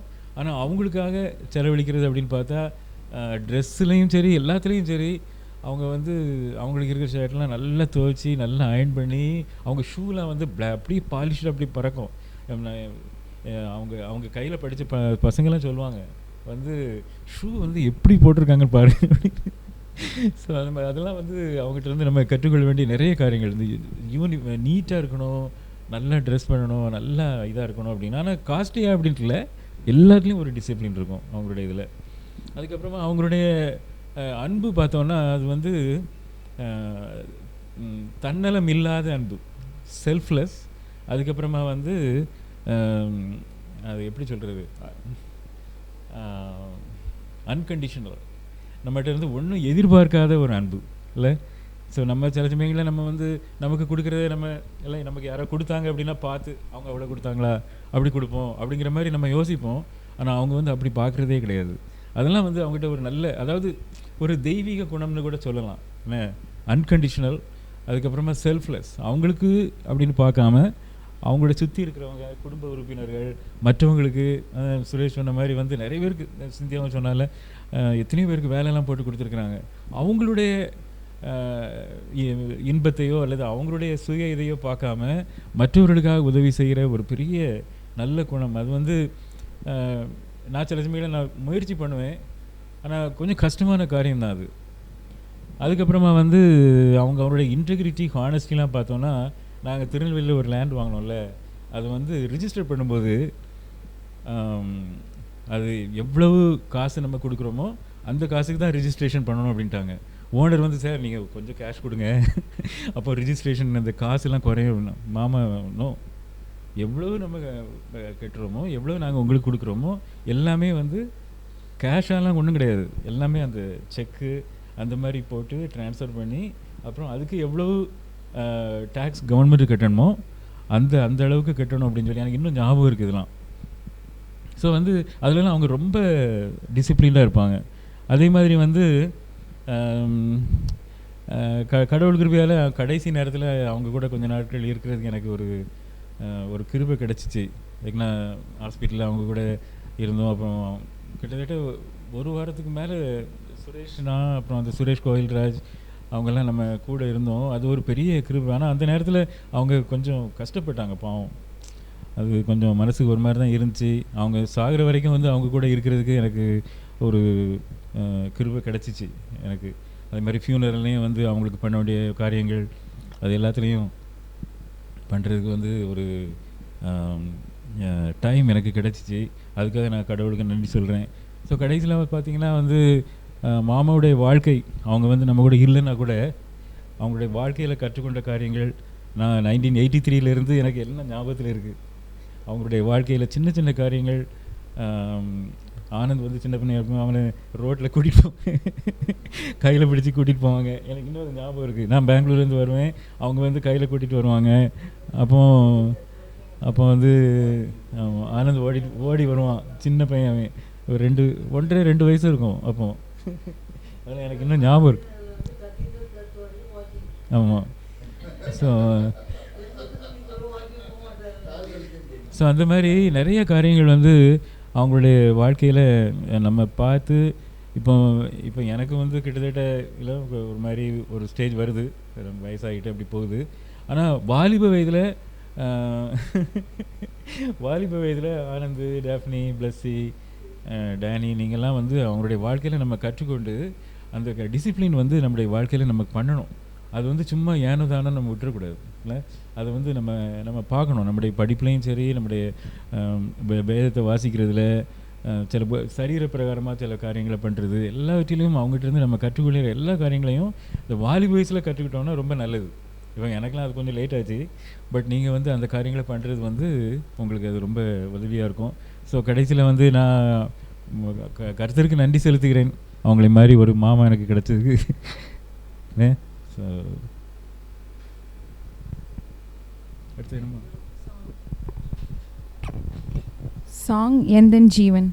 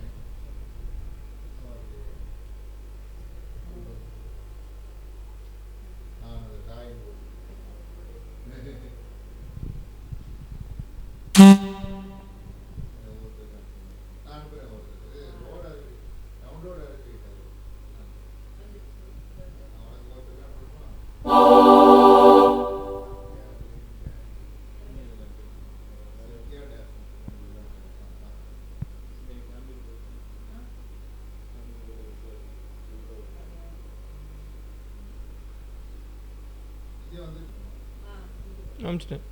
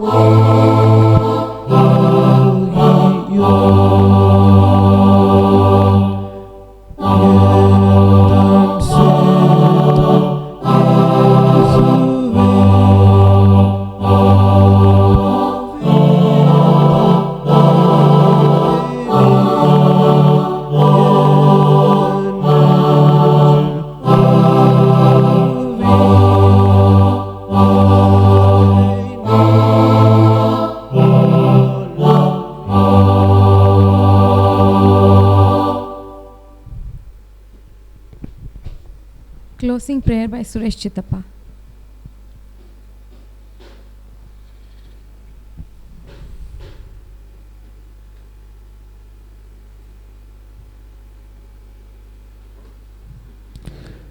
என்னை நோக்கி கூப்பிடு என்றே இன்னல் துன்ப நேரத்திலும் கருத்தாய் விசாரித்து என்றும் கனிவோடென்னை நோக்கிடுமே. கருத்தாய் விசாரித்து என்றும் கனிவோடென்னை நோக்கிடுமே. திருப்பாதம் நம்பி வந்தே கிருபை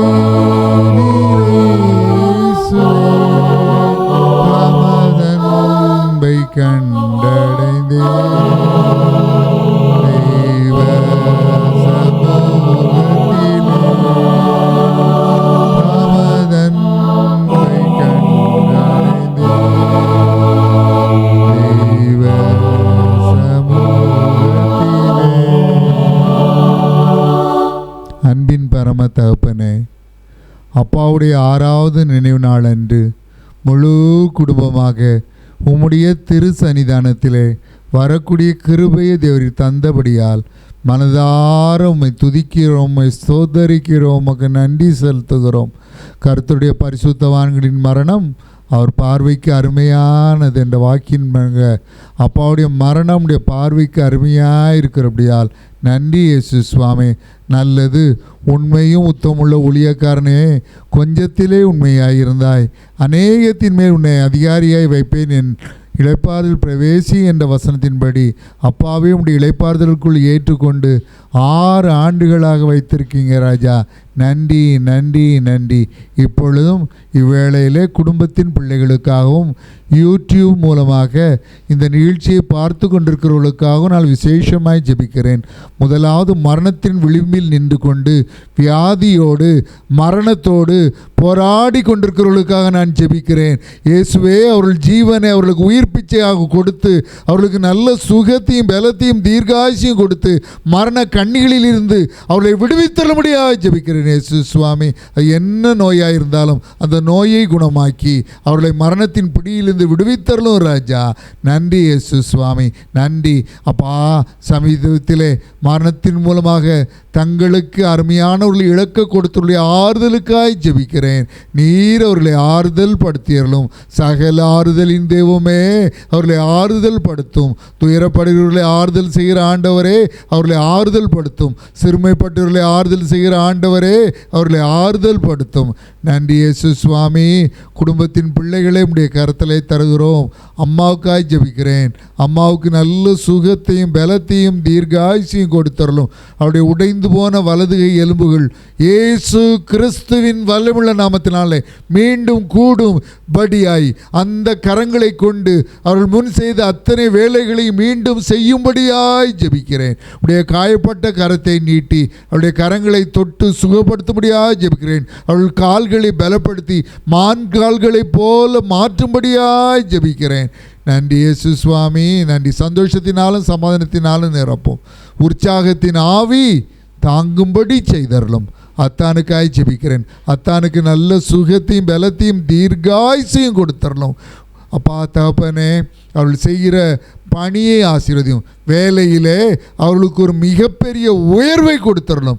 திறம்பட செய்யத்தக்க ஞானத்தை தாரும். ஹல்லேலூயா. அவர்கள் செய்கிற ஊழியங்களை ஆசீர்வதியும். அவர்களுக்கு கொடுத்த இசை தாளந்துகளுக்காய் நன்றி.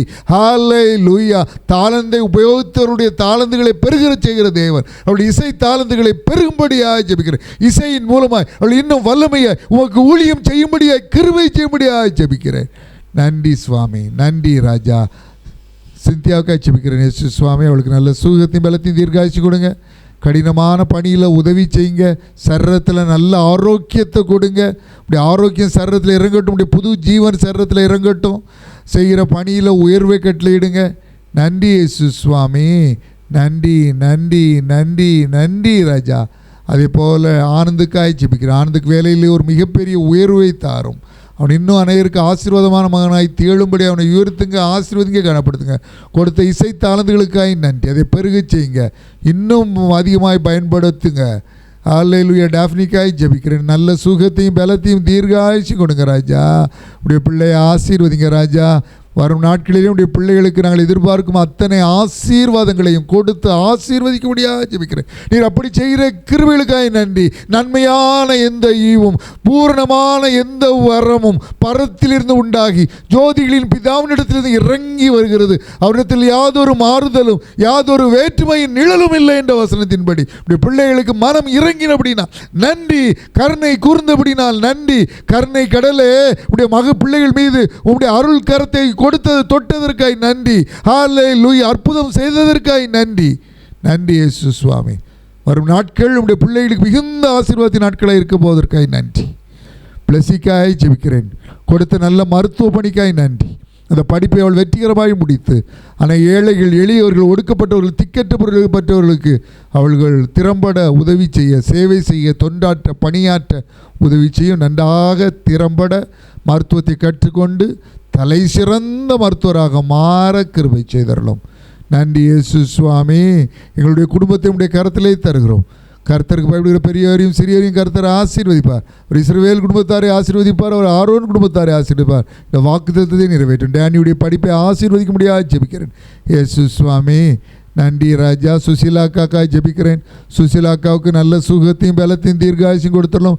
ரட்சிக்கப்படாத குடும்ப உறுப்பினர்கள் அனைவரும் கர்த்தராகிய இயேசு கிறிஸ்துவை நீ விசுவாசி, அப்பொழுது நீ உன் வீட்டாரும் ரட்சிக்கப்படுவீர் என்ற வாக்கு தத்தத்தை மெய் தேவனாக உம்மை உணர்ந்து கொண்டு உம்மை கண்டு கொண்டு எங்கள் முழு இதயத்தோடு உங்களை தேடினீர்கள், உங்கள் முழு இதயத்தோடு என்னை தேடினீர்களா, என்னை தேடிகளை கண்டுபிடிப்பீர்கள் என்ற வாக்கு தத்தத்தின்படி உண்மை கண்டுகொள்ள தேடுங்கள், அப்பொழுது கண்டடைவீர்கள் என்ற வசனத்தின்படி உண்மை கண்டுகொள்ள முழு குடும்பமும் ரட்சிப்பிற்குள் வர கிருபை செய்தரலாம். அதில் பாப்பாத்தியமாகவும் அவர்கள் குடும்பத்தினரை ஆசீர்வதி வரும் நாட்கள் பாப்பாத்தியமாக அவர்கள் குடும்பத்தினருக்கு ஆசீர்வாதமாக இருக்கட்டும்.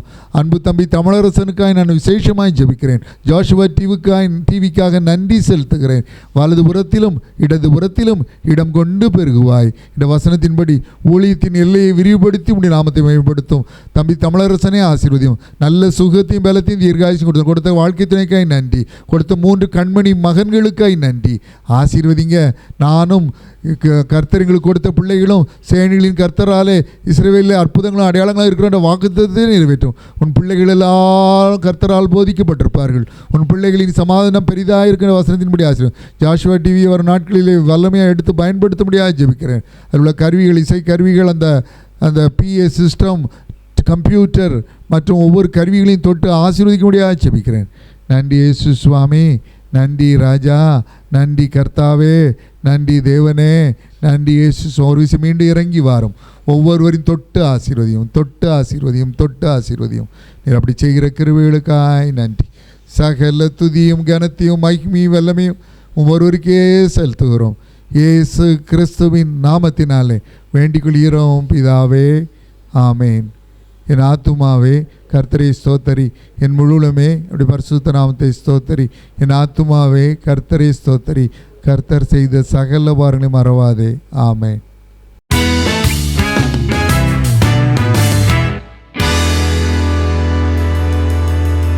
எல்லாருக்கும் நம் இயேசு சிறந்தவரே, எல்லாருக்கும் நல்லவரே.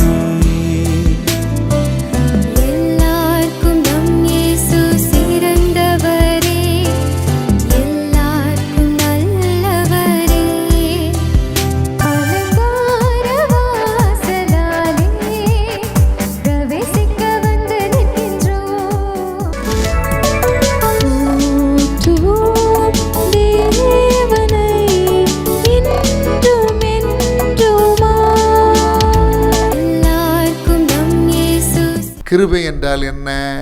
தகுதியற்ற நமக்கு ஆண்டவர் காட்டுகின்ற இரக்கம், தகுதி இல்லாத நமக்கு ஆண்டவர் பாராட்டுகிற தயை, கொஞ்சம் கூடவே தகுதி இல்லாத நமக்கு ஆண்டவர் கொடுக்கிற ஆசீர்வாதம், இதை தான் நாம் கிருபை என்று சொல்லுகிறோம். ஜெபிக்கிற பிள்ளைகளுக்கு தேவையான கிருபைகளை தாரும். அப்பா, வியாதியினால் பலவீனப்பட்ட நிலையிலே இந்த நிகழ்ச்சியை பார்த்து கொண்டிருக்கிறவர்களுக்காக விசேஷமாய் ஜெபிக்கிறேன். இயேசு கிறிஸ்துவின் வல்லமையுள்ள நாமத்தினாலே சகல வலிகளும் வியாதிகளும் பலவீனங்களும் நோய்களும் நீங்கும்படி கட்டளை கொடுக்கிறேன். இயேசு கிறிஸ்துவின் வல்லமையுள்ள நாமத்தினாலே சகல வலிகளும் வியாதிகளும் பலவீனங்களும் நோய்களும் நீங்கும்படி கட்டளை கொடுக்கிறேன்.